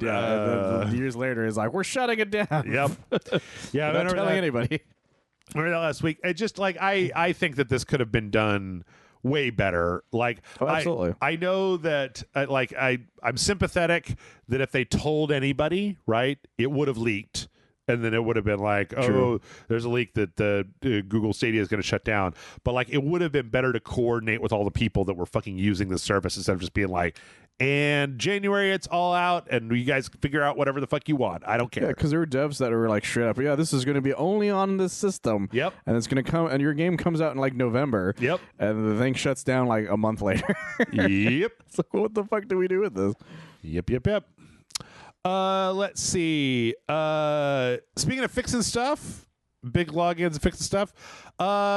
Saints Row, my favorite game of the year. Probably no, Elden Ring came out this year, but I liked Saints Row quite a bit. Apparently is coming out with a bugs and hot fixes, and the first one, the first big patch they're putting out is coming out late November. Have over 200 fixes, fixing challenges, stability, co-op, all kinds of stuff. So it's good to see that they are continuing to work on this, because they also announced that in 2023 they're going to be adding additional content to the game. So I'm glad to see that Saints Row's semi-tepid reception has not caused Embracer Group to pull a Google Stadia and just yank the funding, pull the plug, and move on to the next thing. So yeah, that's the one thing I'm really interested in to see how long Embracer does, which is just let everybody do what they can. Yep. And that's going to be interesting. Yep. I agree. Let's see. From there, speaking of shutting down games, we finally got some. We got a little bit of an interview with Atsushi Inaba, who was one of the guys on. He's like the CEO of Platinum, apparently. About Babylon's Fall. Who basically said that like they're very sorry, very disappointed. I'm sorry, guys. Yeah. We didn't mean to make a game that would be horrible. Yeah. But no gaming company does though. There's very few times where somebody makes a game where they go full on producers with it and they're like, this needs to fail kind of thing. It's like, no, these guys really had some ideas that just didn't flush out. There was a quote here from them that I think, to my mind, and everybody knows I've got a bias that leads me into a very specific direction, where they said, in terms of concrete reasons or the process that led to this conclusion of the title, you'd have to go ahead and ask Square Enix about the details, unfortunately. I have a feeling that Platinum really did want to work on this, and that Square was just like, no, we've already got like Avengers, just the lead weight of Avengers around our financial legs. Shut it down. Just shut it down. Like, we're not gonna go down the No Man's Sky road. It was literally a story of one guy playing this game. Right. We are fucking shut it down. A laughing stock. But then also this article notes that, like, last month, Voice of Cards, Dealfield Chronicle, and Valkyrie Elysium were all released from Square Enix. Like, yeah. Like, even, I don't know. I think that Square Enix has no idea. I think they're confused and afraid and cold. Like, I think they have no idea what the fuck they're doing right now. No, that's actually absolutely what's going on. Square let go of a bunch of really amazing studios for pocket change. Yep.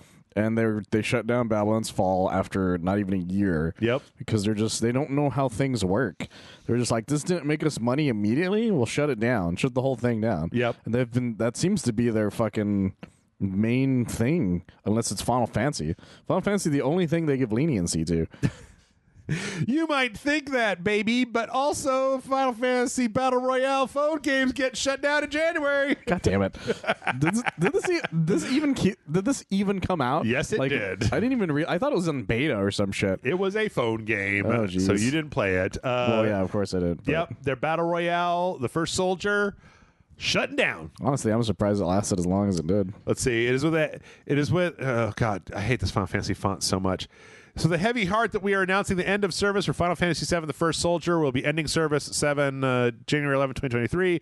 Despite all our efforts to bring you regular updates with fresh and exciting content, we haven't been able to deliver the experience we were hoping to and that you all deserve. So we have made an extremely tough decision to end service for Final Fantasy VII: The First Soldier.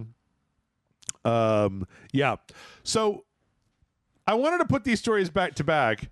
And I wanted to make sure to tell people, you know how I repeat myself all the time on RageSelect, Michael, right? Like, say the same thing over and over again. Just, guys, do not trust anything from Square Enix with an online component. Like, we've had 2 in a row of just like, it didn't do well, and then they just shut it down. Like, there was no attempt to even fix it. There's not even a recognition that, like, that's the thing about Babylon's Fall that really kicks my nuts, is that, like, there's not even recognition that people spent $60 on that game. Like, no one. There's no mention of like, hey, we're gonna refund all you guys or something. As far as I know, or credit or like something. Anything. Like, they're just like, yeah, you guys. Well, fuck, I don't know what to tell you. I think there was some stuff, but I don't even remember what it was. I think it was like if you bought it within like a certain time frame or something. But even then, I mean, at least Stadia is giving like full refunds for stuff. So. Yeah, right, which is really cool of Google. But Google has the pockets for it, so I can see that making sense for them. But just like again, but this is just like the only game they even try to let them somewhat survive was Avengers. But even then, they sold off the studio. Yep, and that game is, as far as I can tell, still living. I don't think they Crystal Dynamics. Yeah, they sold Crystal Dynamics. That was the reason. That was the reason all those copies of like all those games were real cheap on their store. That's how I was able to get like the collector's edition of it for like $15 to get I just did it for the Captain America statue. Okay. I didn't realize that. Yeah, that was the whole thing where they weren't sure if they were going to be able to stick around, but I guess Embracer was able to make a deal with Disney to keep going or something. So the thing is that with this, like, I might have tried this if it was on anything but mobile phones.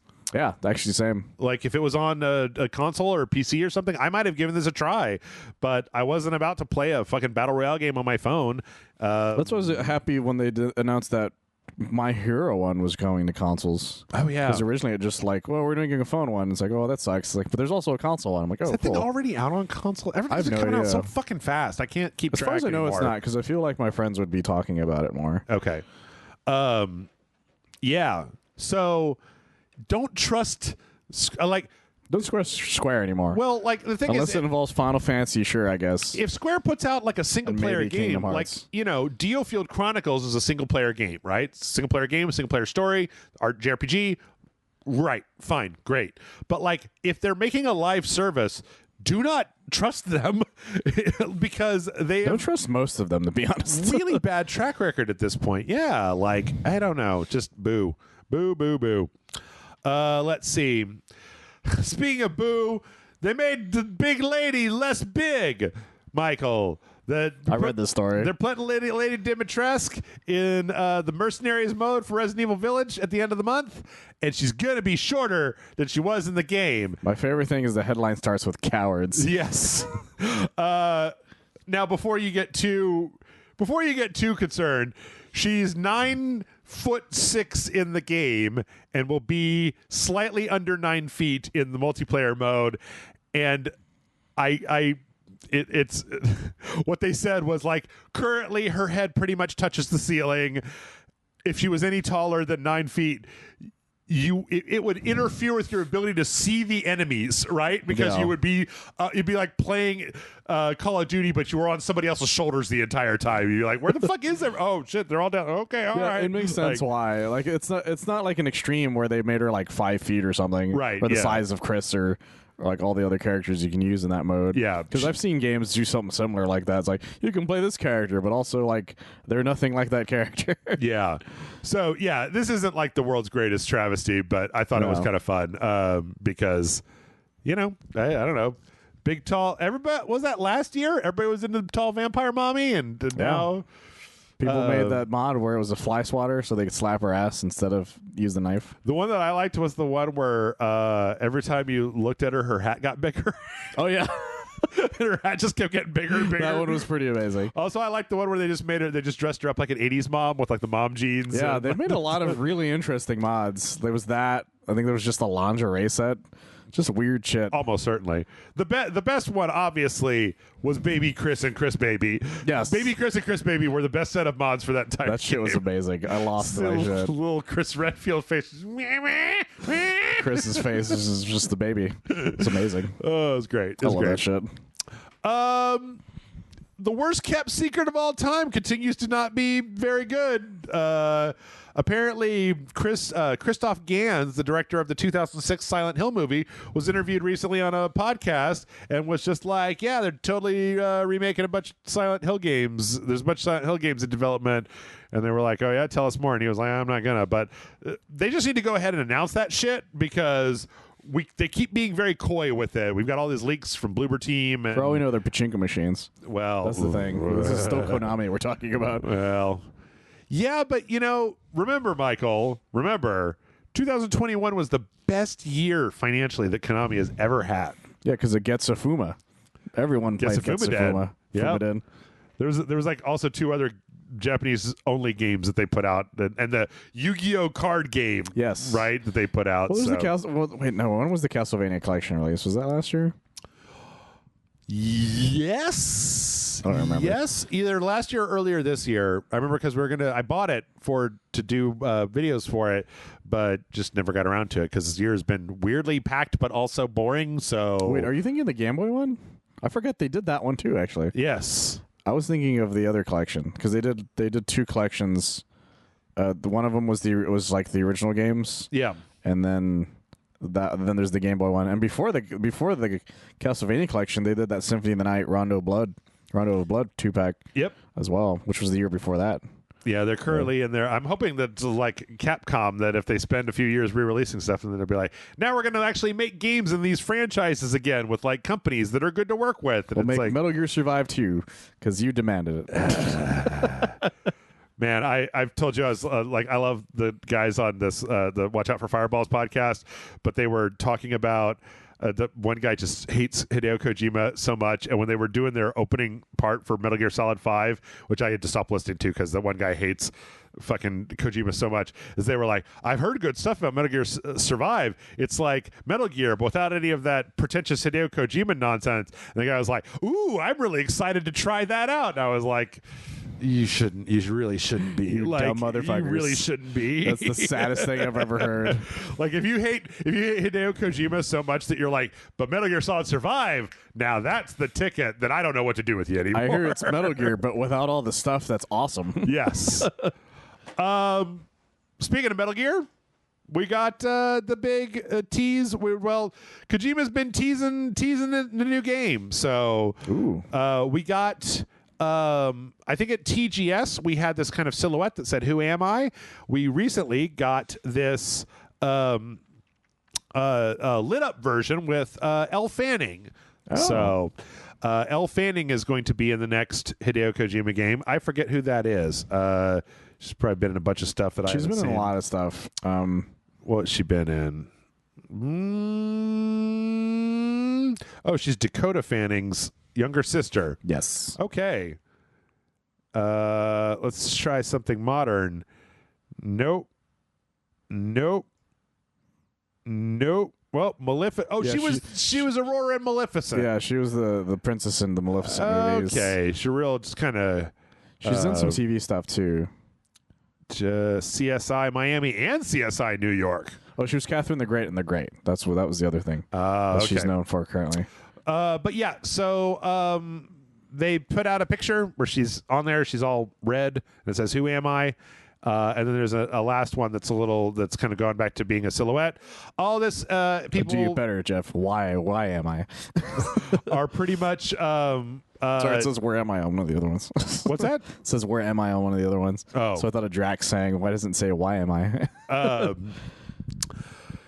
This could be Death Stranding 2.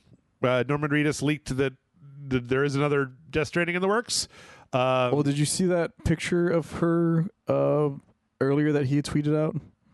No. So there's a picture of Eli Fanning doing the specific poses. And she's I'm thinking of somebody else. But there's specific pictures of her doing poses that people had put side by side with what's the name of the baby? You know what I'm talking about? What was the name of the name that they called them? BB? The BBs, yeah. Yeah. Next to BBs that look like kind of the poses that some of the BBs had in certain sequences. Okay. That I saw it on Reddit because somebody was being like, "Does this mean something?" And it was like her doing poses and then kind of similar to the BBs. So yeah, could be that. Could be Kojima made some kind of deal with Microsoft to do a game. Could be That's that. true. It could be that too. Yeah. I'm putting my money down on this is what is it called? Overblast over the thing. I forgot what he called it. That guy leaked a little while back. I know what you're talking about. Just don't remember what it was called. Overdose. Because this last one, somebody pointed out, looks a lot like Margaret Qualley, or could be Margaret Qualley.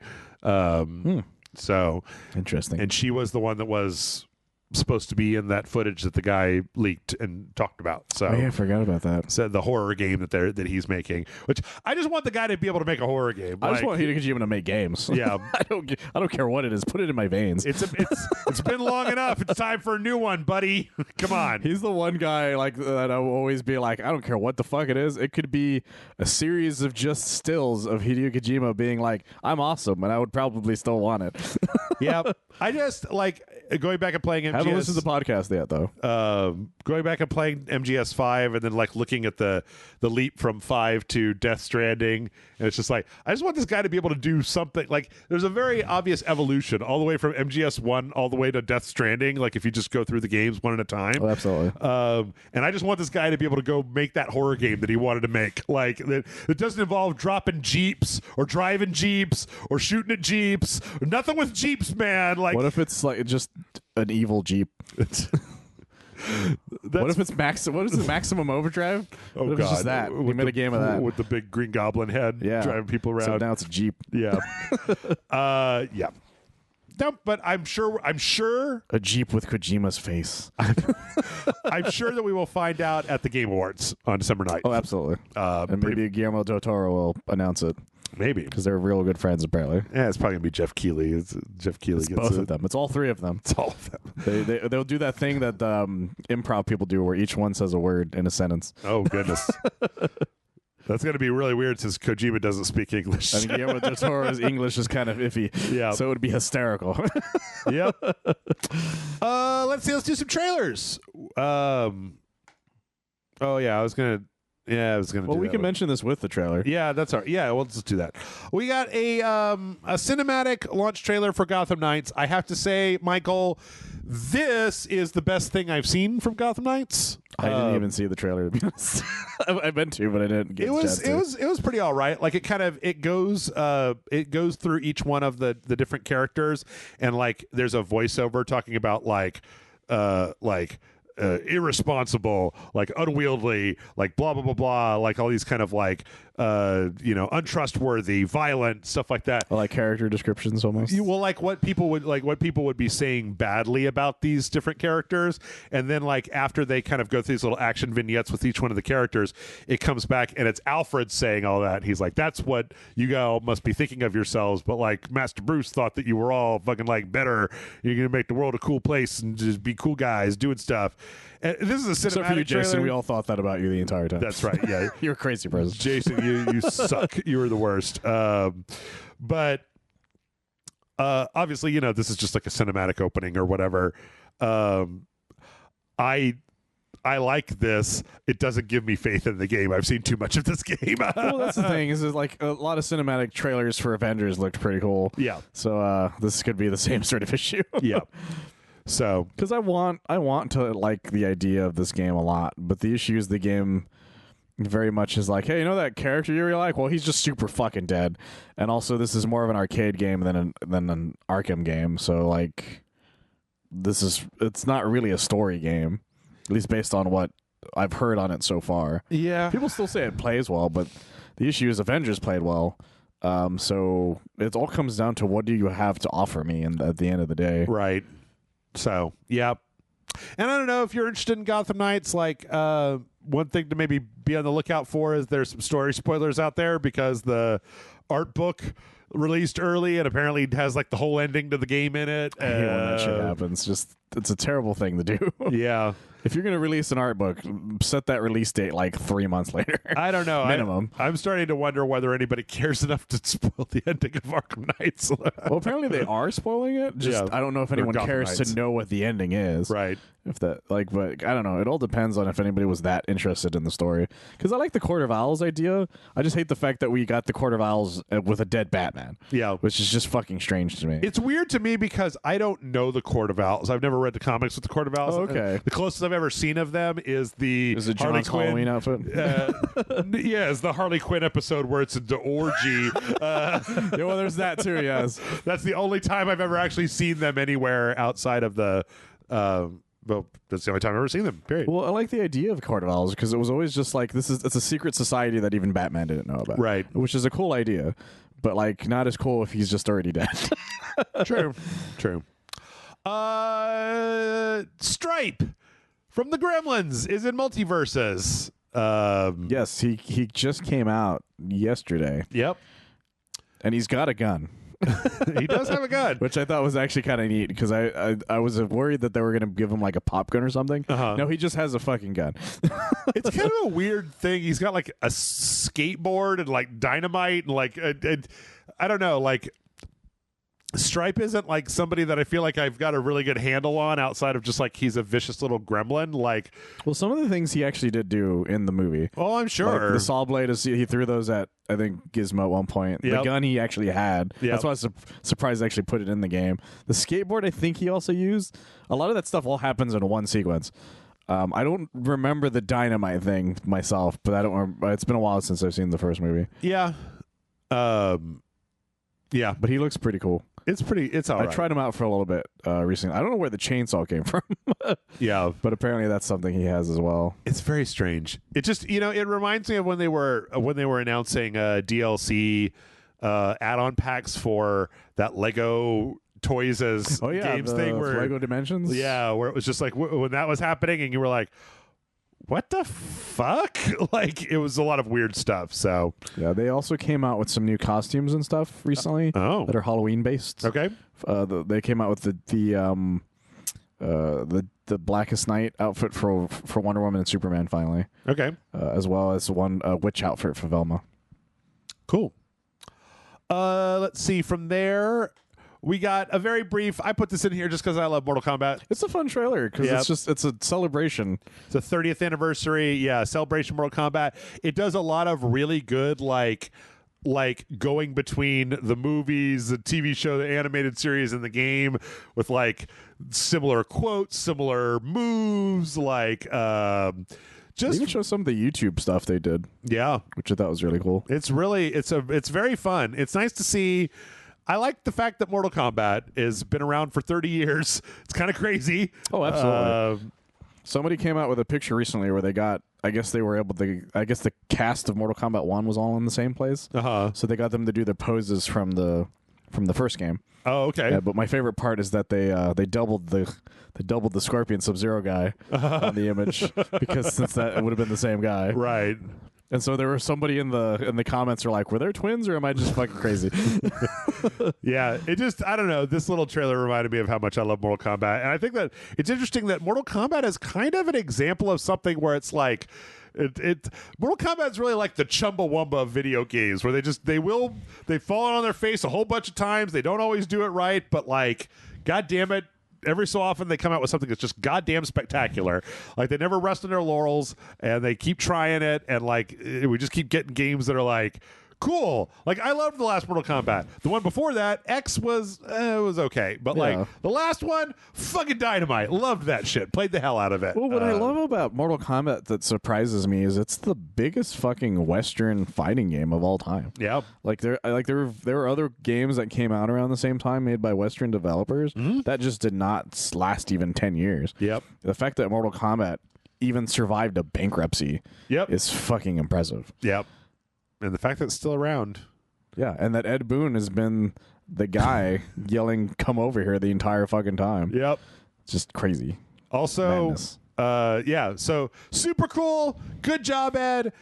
Now announce Injustice 3, you fuck. Like, come on. I want him to announce something new Mortal Kombat related this year. I'm sure he will. He's very excited that he's lasted 30 years. Last week, I think we had a story where he put out a tweet that said, like, we're not announcing anything until the 30th celebration is over. Quit bugging me, basically. That's fair, though. It's completely fair. Let's see. From Ed Boon to Todd Howard. Let's talk with Todd Howard. We got a weird. I feel like we went backwards. Like we finally got to gameplay in Starfield, and then we went backwards to videos of Todd Howard talking to some lady. Todd Howard's really showing that he's aging. Finally, it took a long time. He tried to get ahead of the commenter. So this is like a Q&A thing, and it's got a couple of interesting things about Starfield in it. But one of the things is he talked about his early days making games and how he made the Traveler game, and like he didn't program it very well, so it took up all the memory on a computer. And he's like, so I've been taking up all the memory on computers for 40 years. So you guys got to come up with a better joke than that, because I already made the joke. And it was like, all right, Todd, fucking settle. You can play Skyrim in the game.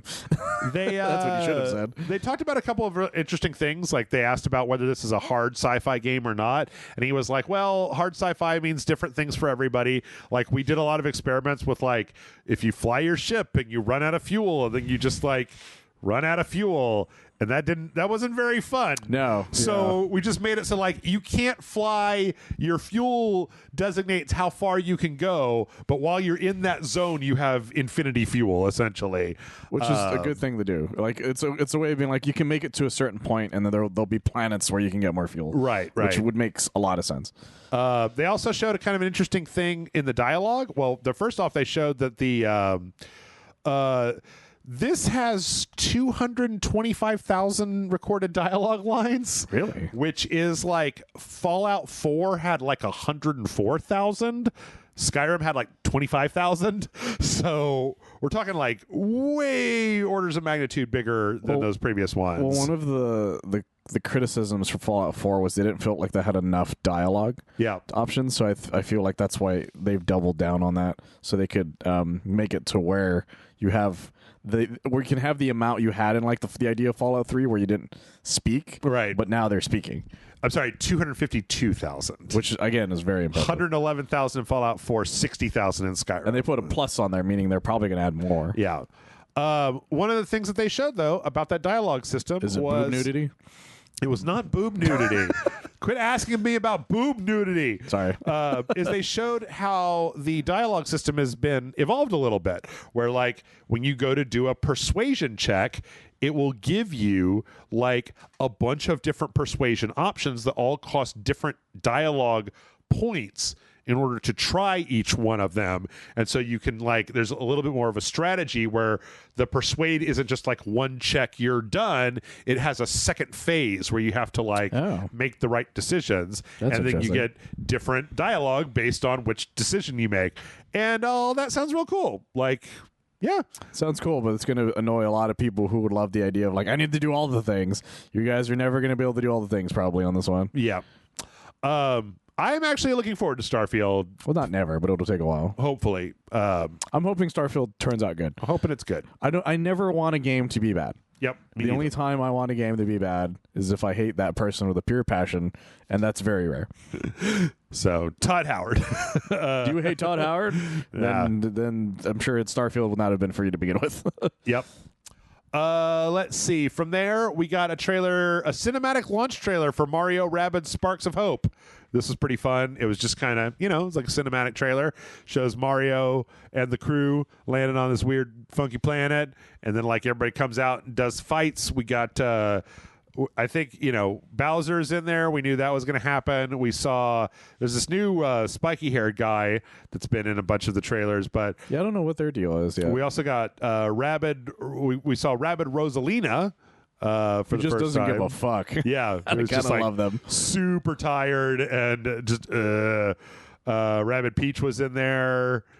I don't know if I don't know if we had Rabid Mario in the last one. Not in the trailers, as far as I remember.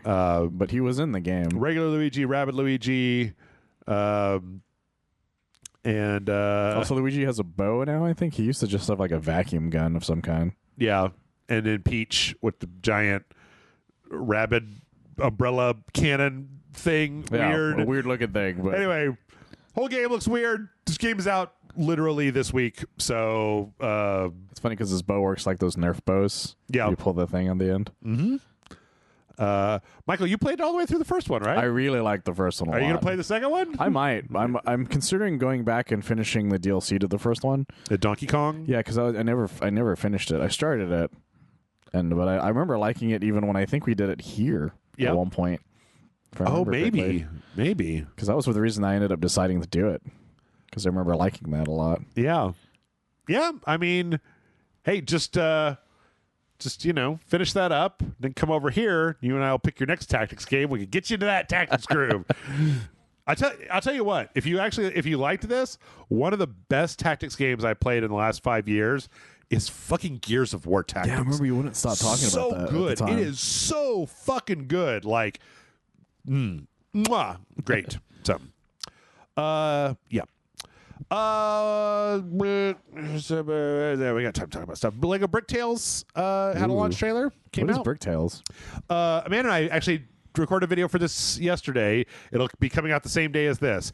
This is a kind of little open world thing, but the big thing about this is that you'll get a puzzle where it's like, okay, you have to build a bridge, but then they give you like a specific number of Legos and they put you into a virtual build mode where you have to literally build a stable whatever Lego thing, and then you go back to the world and you can use it. So there's puzzles, but you solve them, but then you can make like cars and planes and stuff, and they all have their own little set of bricks that you can use, and you go to these different worlds that are all original. Like, it's not a tie-in to anything, and just kind of make your stuff. Amanda and I played it on the PS5. I think this would work way better with a mouse and a keyboard because you have to do three-dimensional brick one of those. building. Okay. But it's very cute and very cool and very, like, Legos make for good video games, right? They're all little bricks. So Minecraft really sold the idea that people like building shit. Yeah. And so this is just this is a good way of doing it with a name brand. Yep. That has had a weird track record for non-movie games. If that makes sense. So hopefully this works out fine for everybody. And this is from Thunderful. Remember they had the Mark Hamill guys? Yeah. So, and it's on everything. It's on fucking Switch and Steam and oh damn, it is on everything. It's on literally everything. Epic, even GOG, Epic. And Steam. Like Lego's GeForce. got that talk money. Yep. You're not gonna regulate us to one fucking place. Yep. Oh boy, there's all the things. Sonic Frontiers combat trailer that I haven't watched yet. Yeah, I saw that pop up on my Twitter. Yeah, I don't want to look at that. That makes me sad. Ultra Don't you love Sonic, Jeff? You love the movies. No, I don't. Ultra Kaiju Monster Rancher has a release date. The Ultraman Monster Rancher tie-in game that somebody made specifically for Matt Frank. Oh, absolutely. It has a release date. And that release date is literally next week. It's the same day as Mario Rabbids Ray of Hope. It's on October 20th. Like, really? You guys keep doing this shit. Can't you put these release dates like further back so I can make better plans? It's just being like, and then this comes out. Then this comes out. I didn't even realize until yesterday that fucking Ghostbusters game came out next week. I told you about it multiple times. I know, but it wasn't on my list of games what are coming out. And then I was like, oh, fuck. So... oh, fuck. someday Ultra Kaiju Monster Rancher will make it onto RageSelect. I can't guarantee it's going to be Who knows when? in the same week as like Ghostbusters and Scorn and Mario Rabbids and Gotham Knights and like everything. So I didn't realize that the edition of Ghostbusters is getting comes in a Tobin Spirit Guide case. oh, I'm pretty excited about that. Michael gets everything. We got a gameplay overview for the Chant. This is that like weird lady goes to like kind of woo-woo health, like spiritual relaxation. She goes to Gwyneth Paltrow's Goop thing. Sort of, yeah.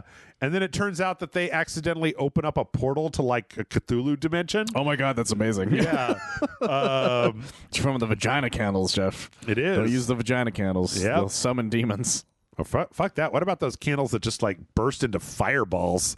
Oh, those are pretty cool. But what I didn't realize about this, I thought this was very much a the Quarry kind of game, right? Until Dawn. But apparently this is also like a third person. There's like not platforming, but there's like adventure and getting stuff and solving puzzles and stuff like that. So it's a little bit less. So it's just this fun little adventure horror game. Yeah, and apparently you've got like a sanity meter, like you do in Eternal Darkness, that you have to like take care of. So when like monster shit happens, it'll damage your sanity, and you could like meditate to get your sanity back and stuff like that. I'm actually surprised I've never heard of another type of game doing this sort of idea, because that's been a thing that's been happening more and more lately. Those relaxation camps for women. Uh-huh.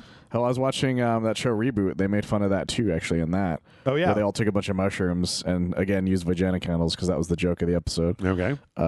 Yeah, that's more and more a thing. You got to get up to date, man. It's vagina eggs, not vagina candles. Eggs. Well, no, those were no, there was the vagina scented candles. Yeah, no, yeah, because that was the Yes. That's what I was talking about. You're thinking of those Fabergé eggs. I'm using jade quoting eggs. fingers that you shove into your lady parts. You're not boob nudity section.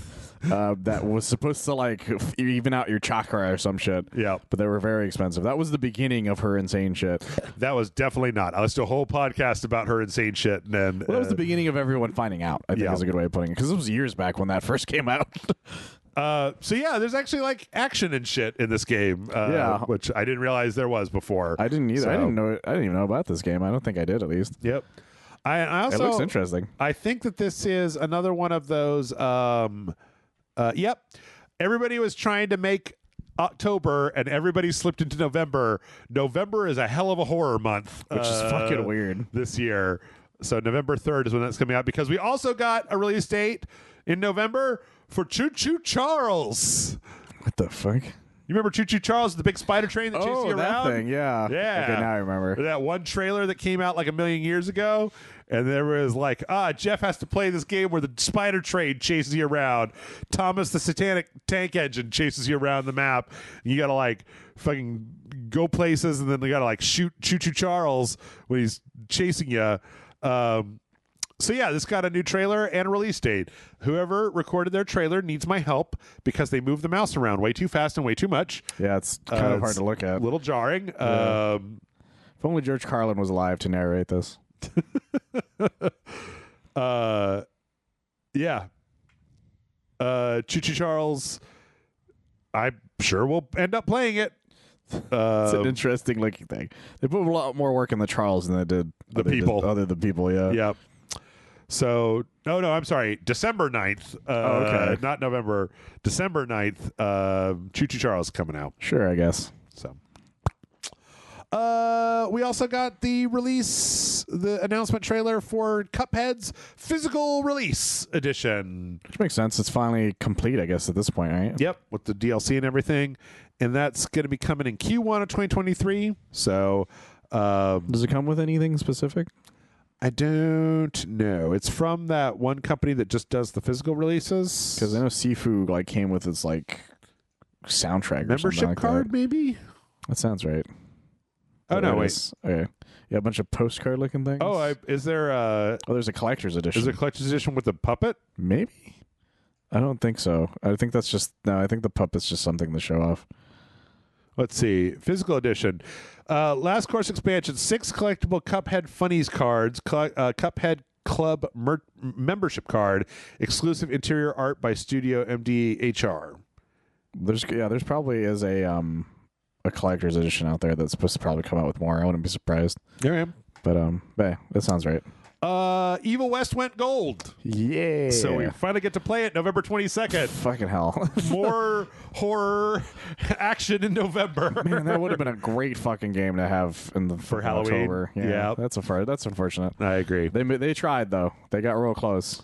We also got release dates for Persona 3 and 4, Persona 3 Portable and Persona 4 Golden. Those that were announced a little while back. Both coming out January 19th. Well, that's an interesting. So we're getting the Royale on October 21st through Game Pass, and then the other ones are coming out in January. It's kind of weird though that they didn't tier it, right? That it's all the same day. It was a little strange. Well, it's strange only because a lot of other places were doing that recently. Yeah, and I think it's fine that they aren't. Actually, to be honest. What do you mean? Because I remember the Grand Theft Auto was like I think they were the ones that did that in tiers at one point as well. Where this is like you just the whole thing, just fuck it. Yeah, and I think that's kind of cool. Just hasn't happened in a bit. Let's see. We also got some delays. Witchfire, which is the game from, I didn't realize this, but like the guys that founded People Can Fly like went off and made their own company. Oh. So People Can Fly has like some of the people that made Bulletstorm, but then these guys are also in charge of this other company that's making this game called Witchfire that was announced a little while back. That's like a roguelike first-person shooter, but with like crazy magical powers and stuff. Yeah, this is the one that we were like interested in originally, and then we found out it was something else that they were like, oh. Yeah, I'm reinterested in this more. It has been delayed to 2023 because apparently they ended up doing some experimentation with the way that it was set up, and they had to change some stuff, and then they had to go back and redo more of it. So, but yeah, because this was I remember being interested in this originally because of the way it looked, but there was something that they said about it that made me somewhat disinterested. I don't remember what it was. It's a roguelike. I think that's I think that's all it was. It's a roguelike. Yeah. But it's supposed to be like way more wide open now than it was before. So okay, hopefully it's really good though, because it looks a lot of fun, a lot of fun. And although we don't have, we may or may not have a concrete release date for the System Shock remake. Their Steam page was updated to say March of 2023. So all we really know is that it's not coming out this year because it was on the docket for this year. So. Oh, gotcha. Well, at least it looks like it's moving along then, at least. Yeah. Because it would have been worse, I think, if it just said TBA. Right.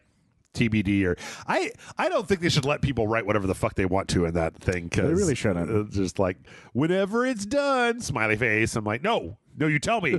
Give me a window. Last time we heard that, it's Duke Nukem Forever. Yeah. And then let's wrap it up with some fun stuff. So first up, Michael, can you believe they're making this Legend of Zelda Netflix series? Oh, I kept seeing people fucking falling for this shit. Yeah, somebody made some fake movie posters for a Legend of Zelda Netflix series with Tom Holland as Link and Emma Watson as Zelda and Idris Elba as Ganon, and I would totally watch the fuck out of that. I would watch this a lot because Tom Holland does flips very easily. Yep. And that would have been pretty cool.